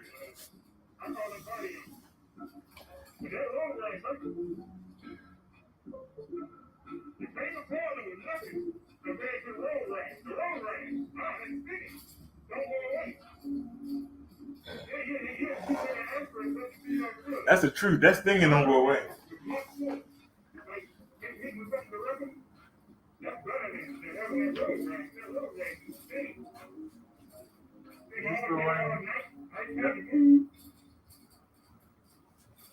I was thinking about riding to the Royal Farm, but nah. Oh, wait.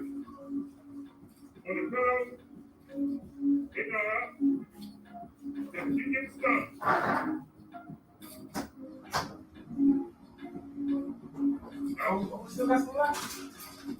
Still got some tangerines, right?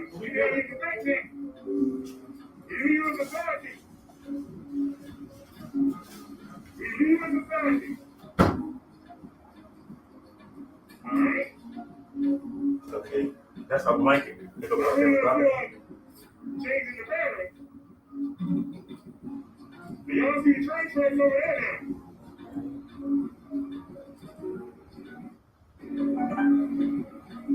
Uh-oh. Switched over. Ooh, la TT. Hang on a second. But this gives y'all a good angle though. Look how stupid I look with that phone on my head. Here we go.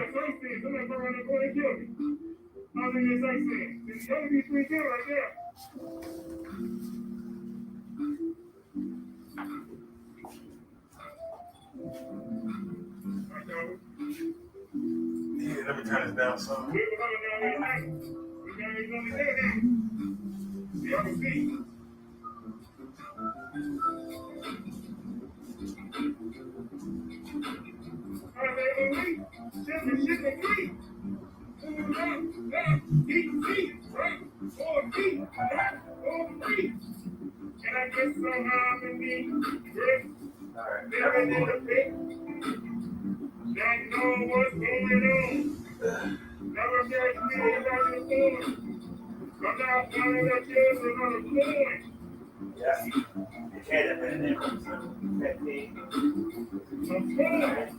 It seems like everybody in the people, they hate me, but none of you chumps get out to hate me.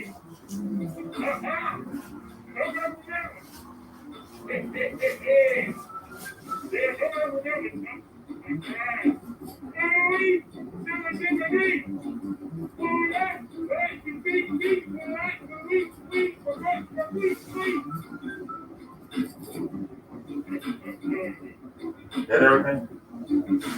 Well, come on. Okay. Put this on the back. So we'll put it right here.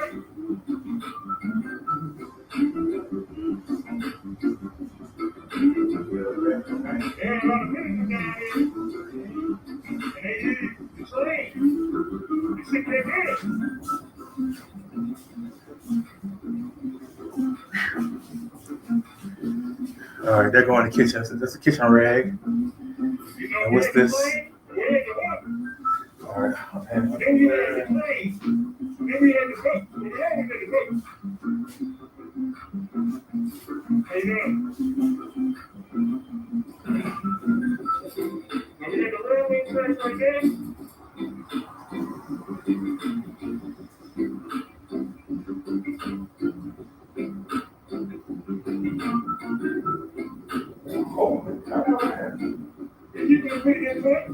See, this is a railroad thing right here.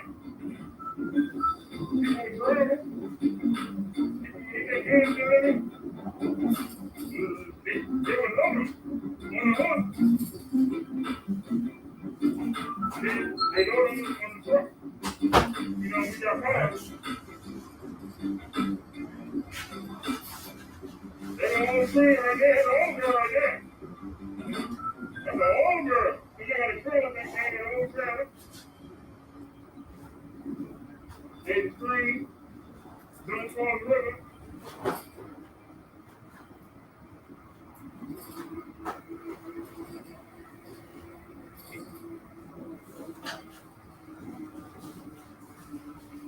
It's Sunday morning. You guys done? Yeah. There's a bottom of street car in there. Street car you throw in there. That's the museum right there. I don't know what's up. I don't know about these street cars anymore.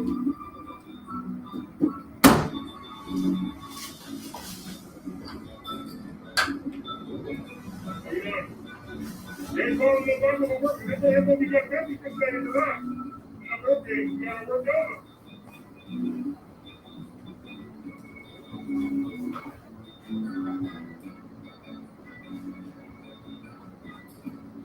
Now we were there last time. Go ahead. What's your noise? That's what you want to do, right? Make a bunch of noise. We know. What is it? It's loud.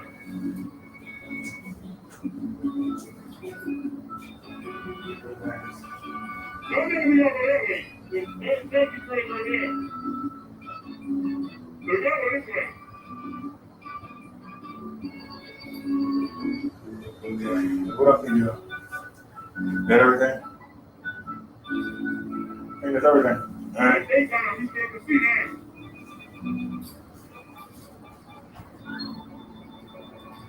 Now we look at the front.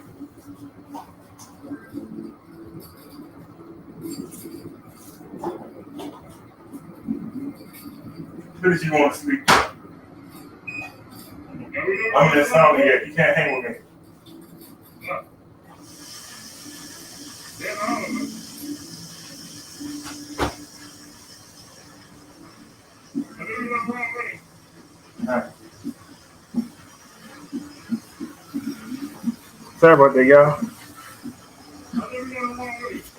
Oh no, I missed the best part. Go back. Yeah, I want to go back. I can show y'all.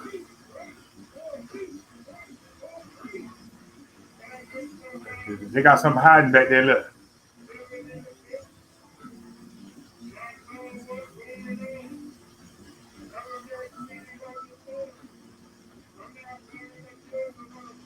Go underneath the first bridge.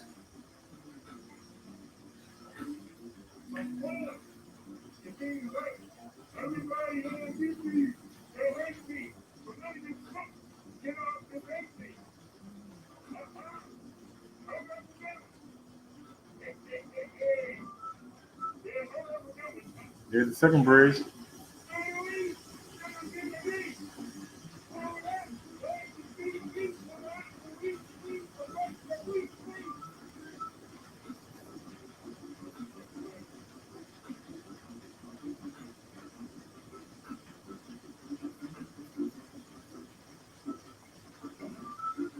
There's the third bridge.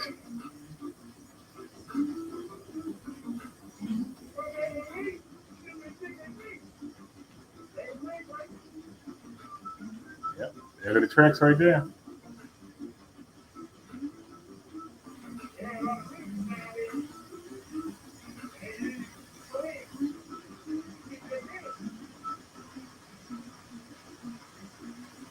So what's on the other side? Nothing. So we'll look over here.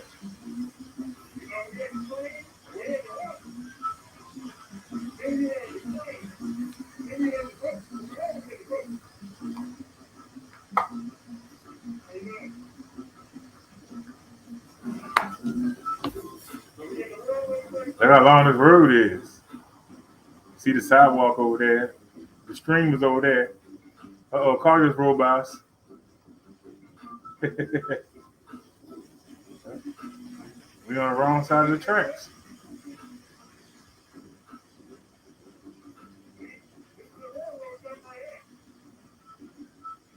Look right here.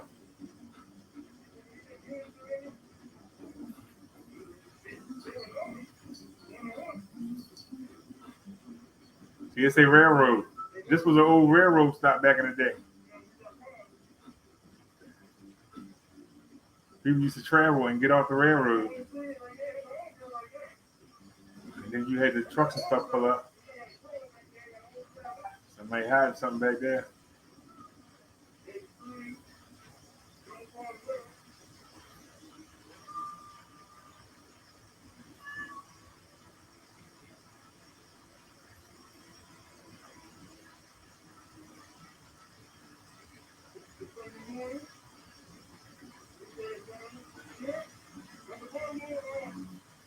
See?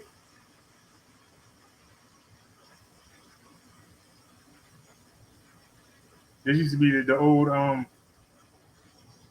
this used to be the old museum. If y'all remember the videos of where we had to keep going down to Pratt Street to take my ID and the applications that never got delivered. The real museum down there. But this used to be the museum. They changed it to the streetcar, but nobody don't come here no more. Everybody go to the B&O. So, little history lesson for y'all. See the old streetcars.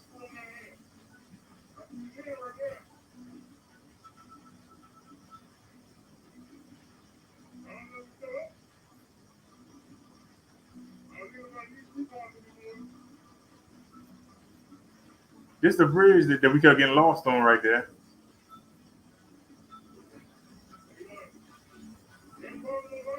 This is where we got the e-bike fixed at right here.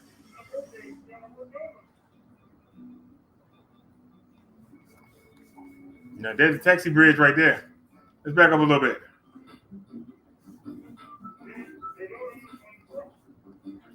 And I backed up a little bit, y'all.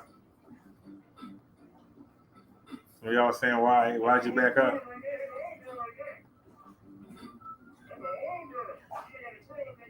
Take a look at the other side. I want y'all to see the taxi bridge we ride over. It's coming up.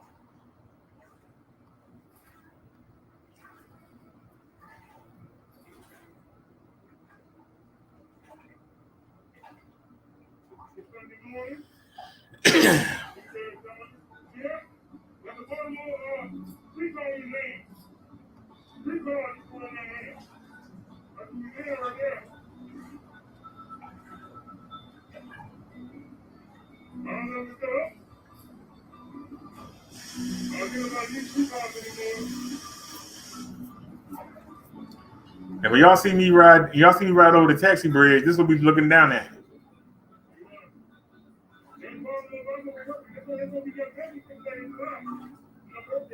See? That's a bridge right there, see it? That's the taxi bridge right there.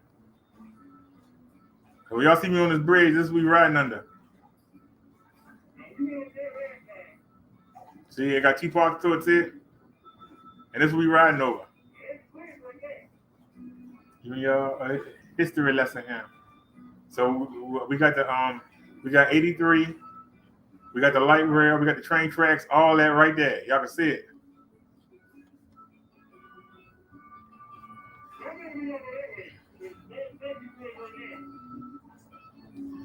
We're trying to figure out which way to go.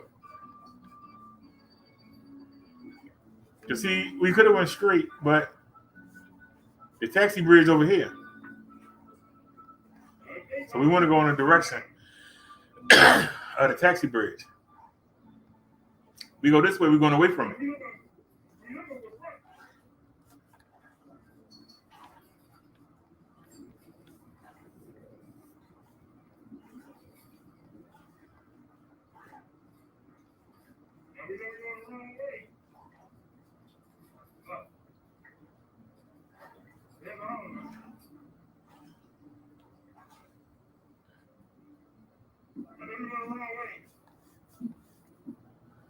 Now, that's a one way.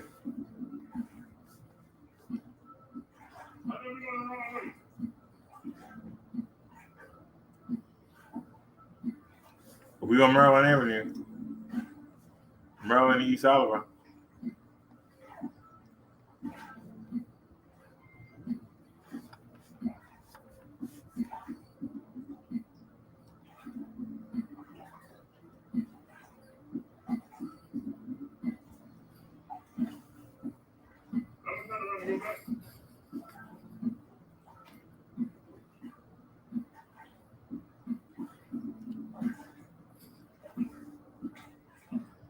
So that's the post office. I know where the post office is now.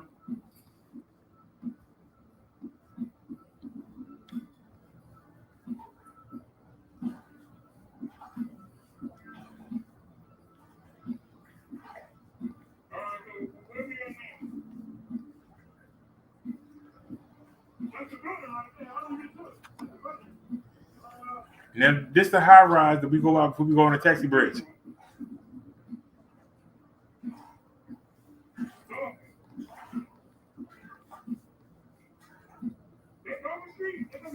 Now this street says Dolphin Street. We live on this street, but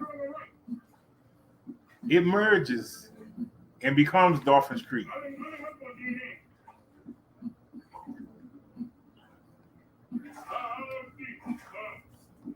So we turned around. Now we could have went down here and got on Dolphin Street, but we know the building's right there.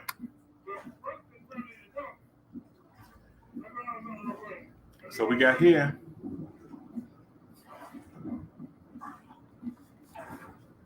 That's the Lyric Theater right there. Anybody want to Google something about that?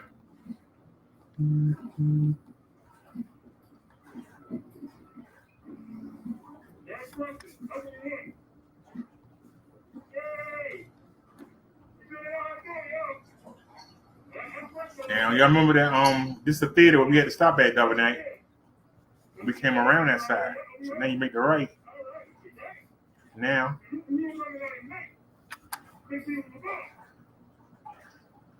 somehow this is Preston, but when you get to the light, somehow it's Dolphin.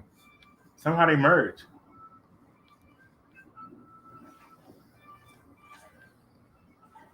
They got this park here in the middle. There's the light rail tracks. Taxi bridge down there. And there's the building. That's how the building I need. How to get home.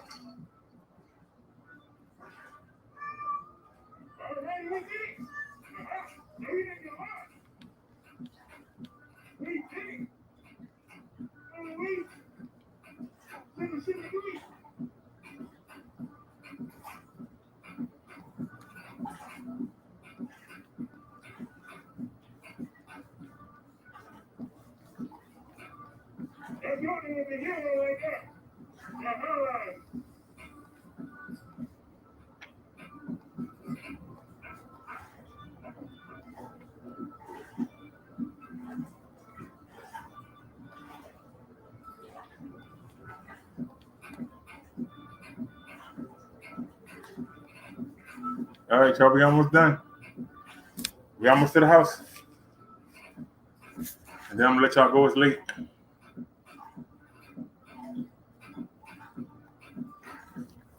Appreciate y'all for hanging out with me. There's the building right there.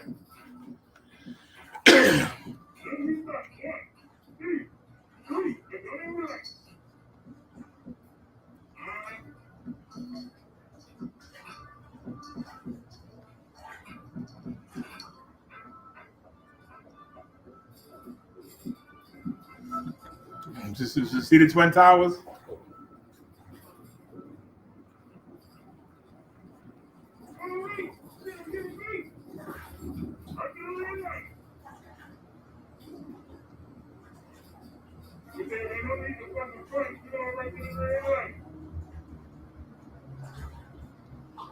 Y'all see the low go down.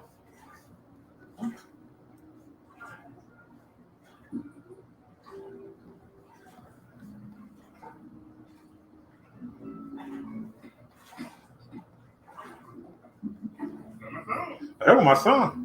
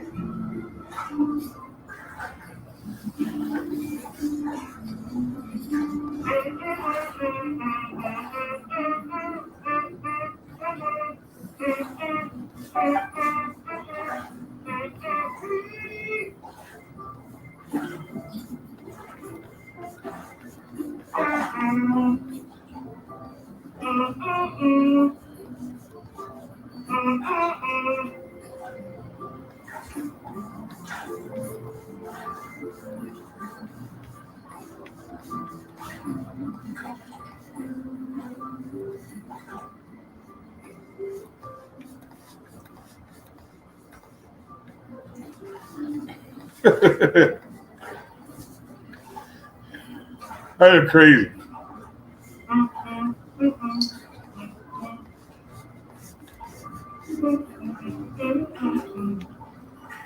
Look how clean the building is. What you want to say? Look how clean the building is. I gotta say that. This is the best project building I've ever seen. It was clean. Where the mailboxes are. That's the weight room. That's the laundry room. A place we'll never see. Well, let me not say never. Don't get devils on the brickway. Don't give him a mission. He'll find a way.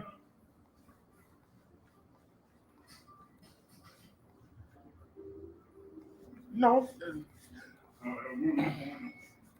I can say it confidently.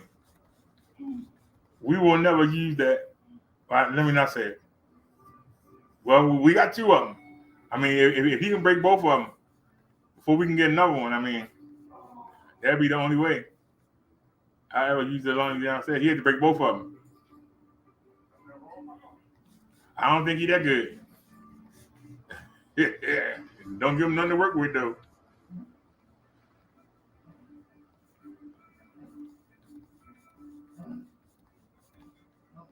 Yeah. That bike, all them groceries is heavy. So, all right, y'all. I'm home, as y'all can see. Let me get off the elevator, and then we'll stop this.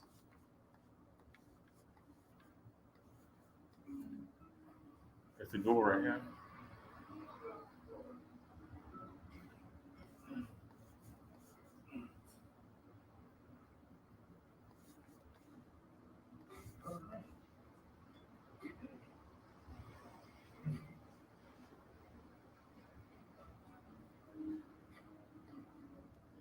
See this gap right here? That's the stairwell.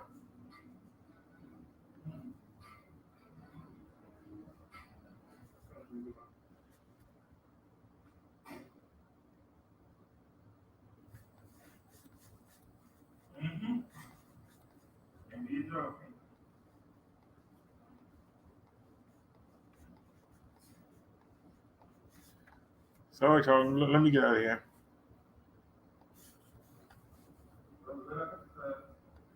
All right, and we'll stop that. Ready?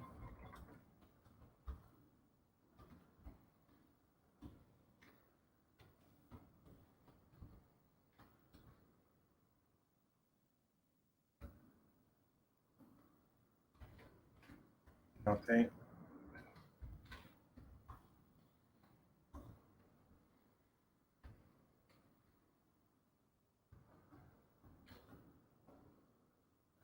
Oh, hold on. Wait a minute, y'all. Hold on. Wait a minute, y'all. Don't go nowhere yet.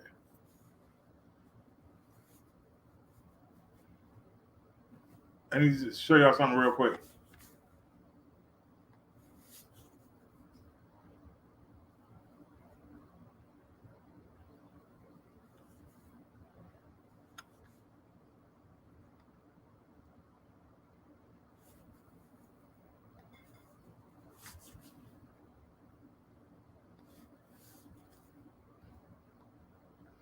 Whoever made this, whoever made this new website, they don't know what they're doing. I'm sorry.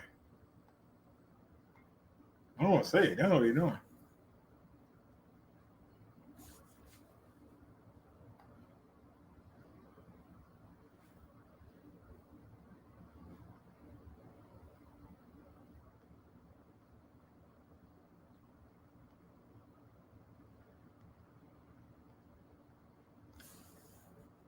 All right, give me that one.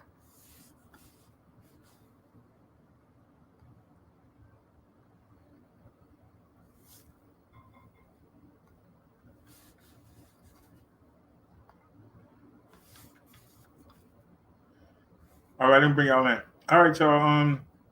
I haven't shown y'all this yet because I'm waiting to get more information on it, and I haven't heard from the seller. Um,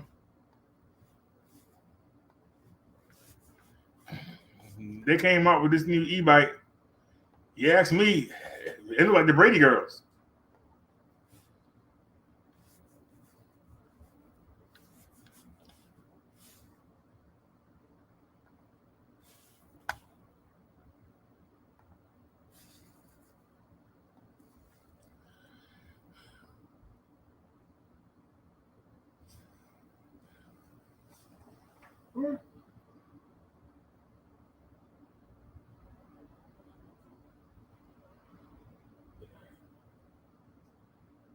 Come on, man.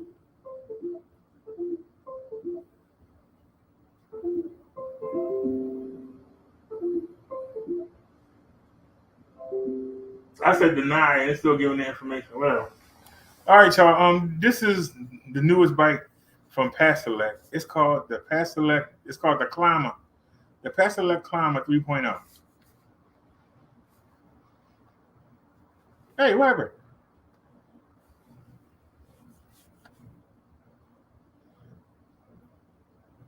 So it looks like they took the tires off the GS9 and put them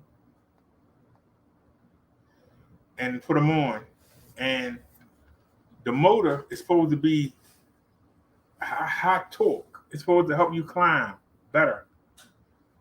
But what I don't understand is if that's the case, it's supposed to help you climb better. I mean, it's beautiful. They got different colors. Yellow. All right. What about gray? Gray. And whatever colors they got. They ain't got any green. They got black and green. Nope.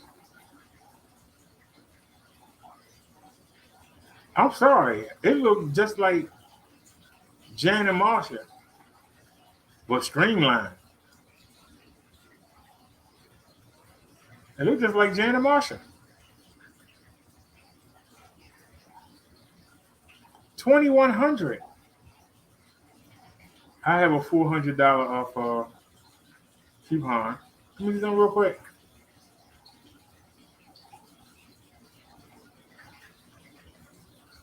Can you move it around?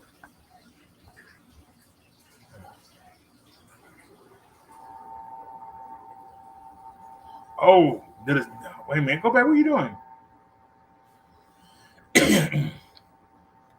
I'm sorry, y'all. I'm trying to learn how to work this new display. Check out the display. I like that. Look how the display is integrated into the handlebar so nobody can steal it. I like that. You got hydraulic brakes.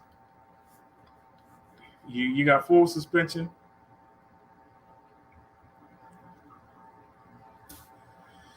Let's see what we got here. Hey,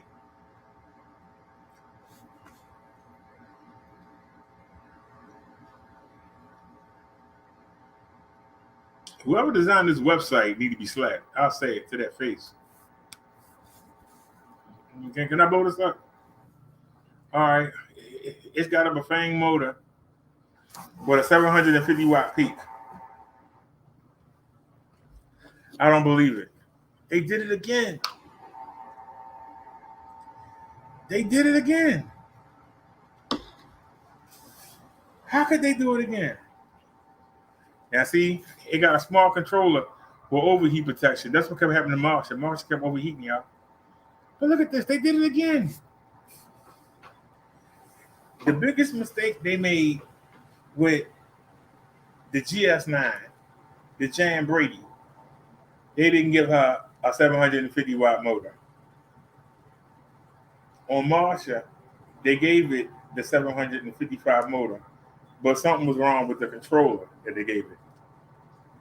I think they tried to use the same controller that they used on Cindy and Jan, the G9 and the GS9.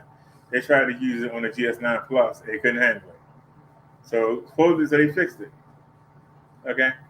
But 750 watt peak, that means a 500 watt motor. They made the same mistake twice. They made the same mistake twice.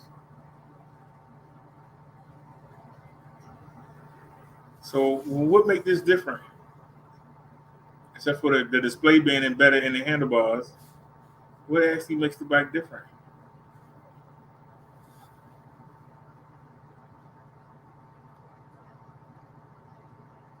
Yeah, they showing refuse. There go Bessie.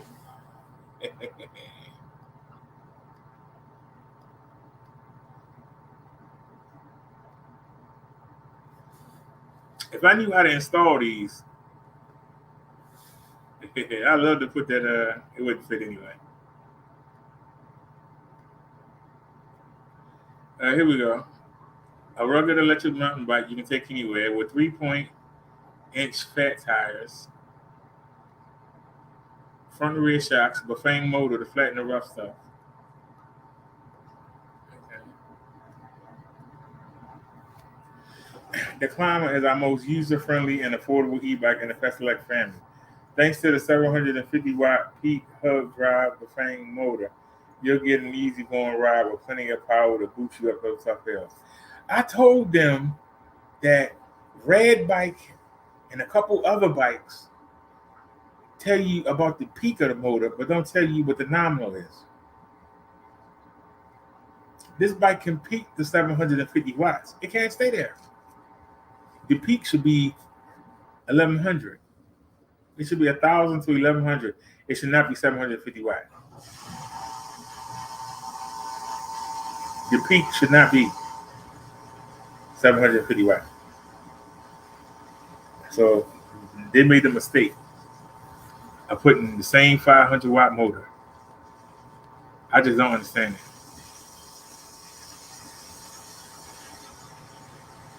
It's the same bike. The motor supposed to be stronger and it has an integrated headlight, but it's the same bike. Are you serious? They have a video. I hit the play button.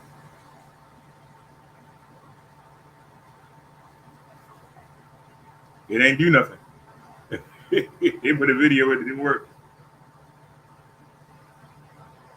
All right, y'all. If anybody interested in it, I will say that I like the fact that the display is in the handlebars, so can't nobody steal your display. If it fall over, it won't get damaged. If you got it upside down, changing the tire, you don't have to worry about the display getting damaged. That I like.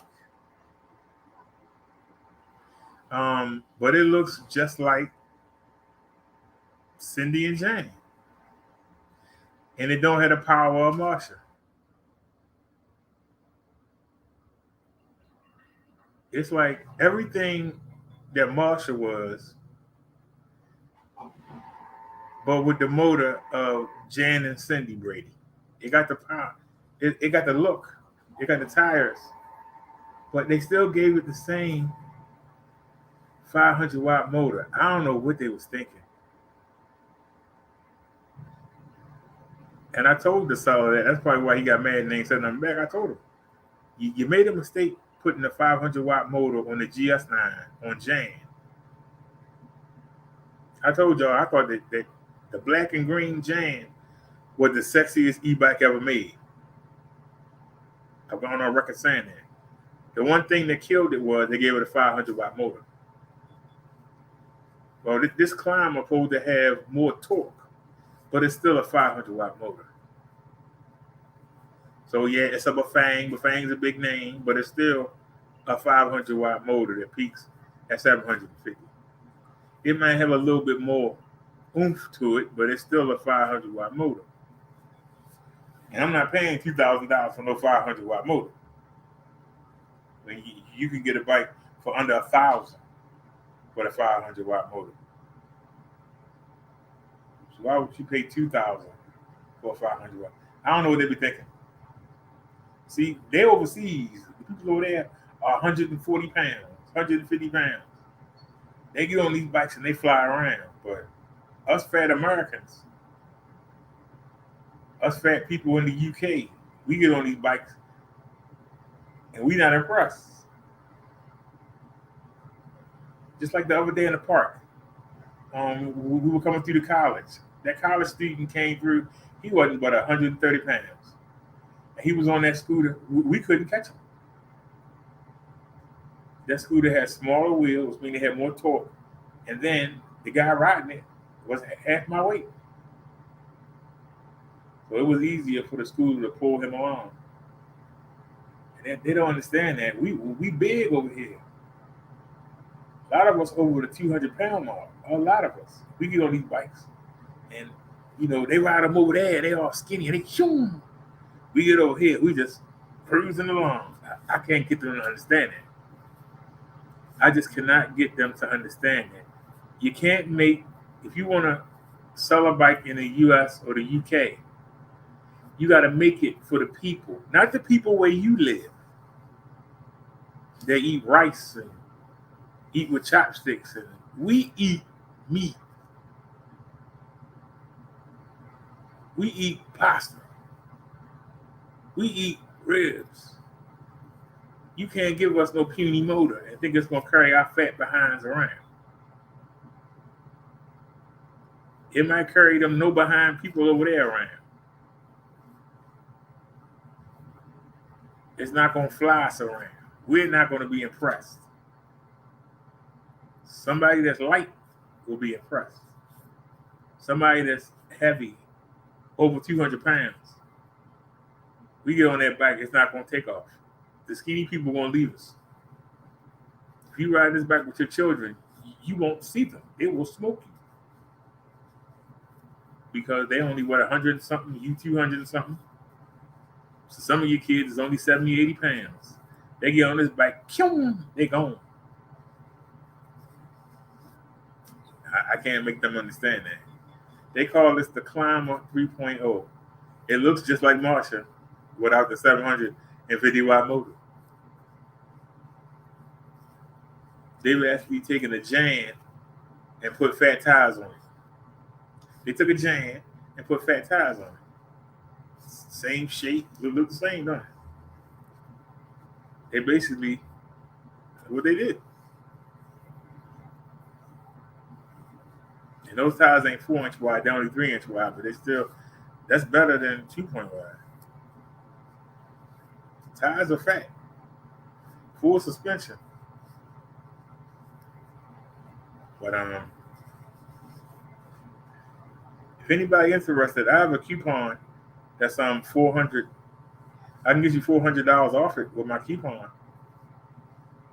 But if you won't pay $1,700